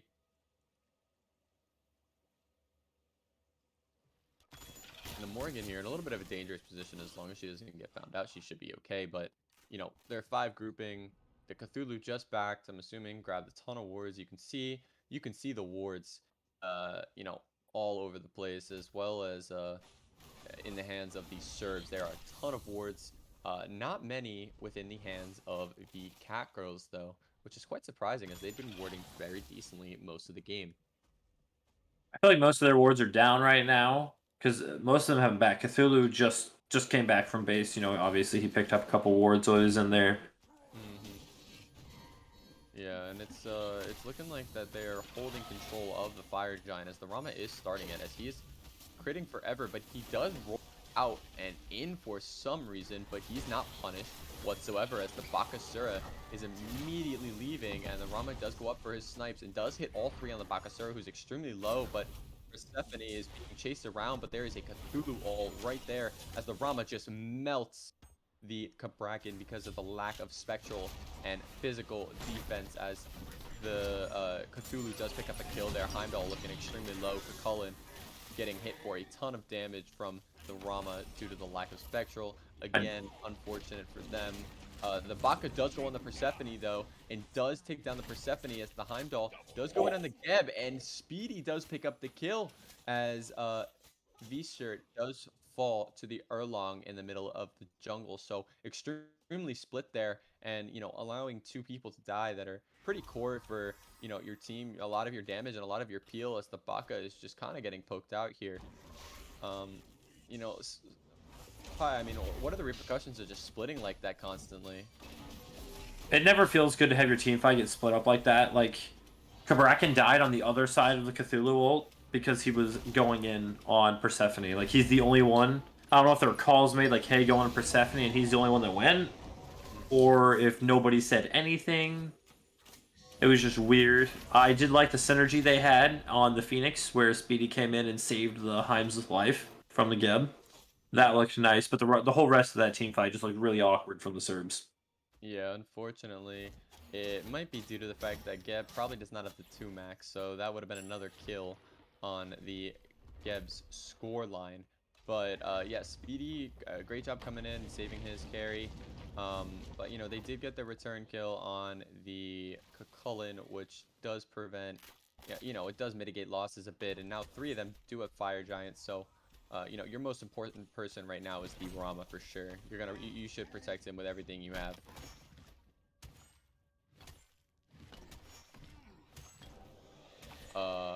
Yeah, unfortunately, the Cabrakan still does not have a Spectral even started at this point, as the Cabrakan does have one online.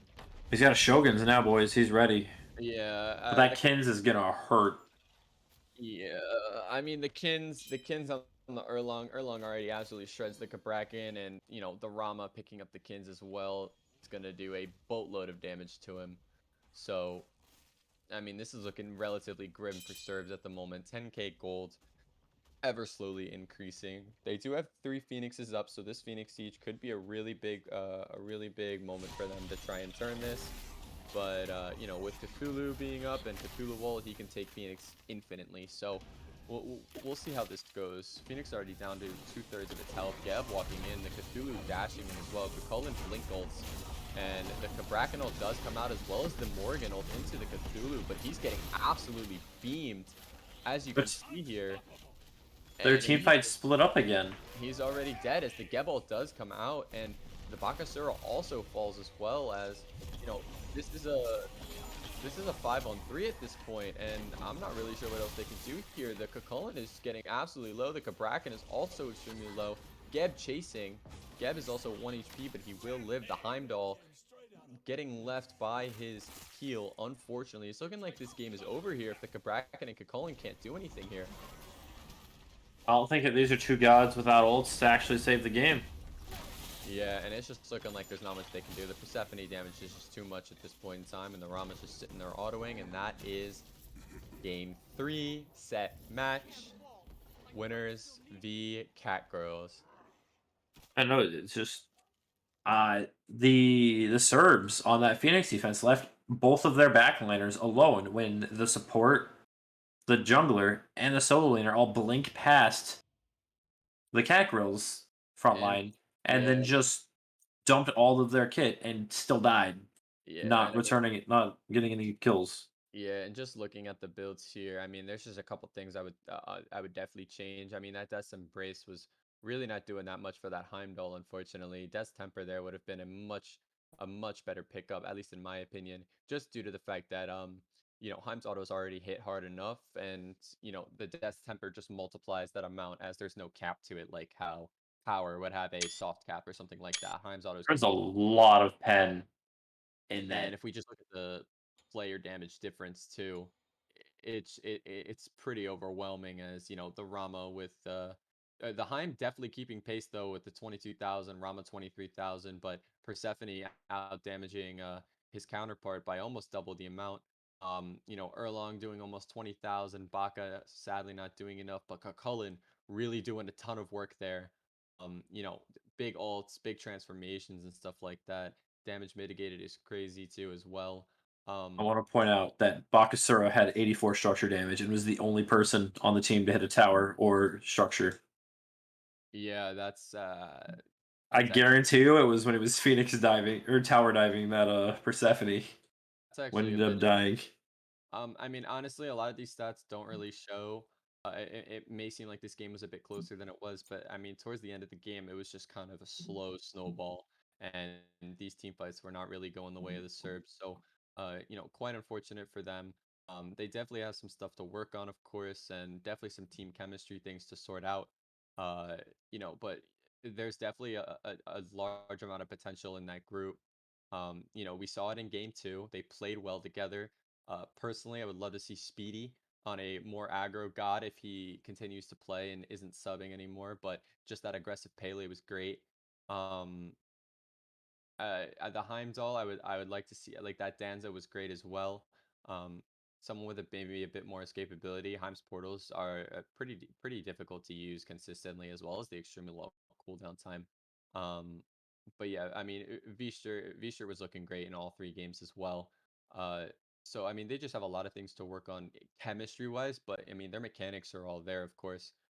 Oh, Um, for sure. yeah, Target so priority is a main thing I would give suggestions on. for sure, and maybe just communication in general. Other Yeah, than that, it was a pretty good set. yeah, and I'll agree with you there too. And hats off to V-Catgirls. They got it done.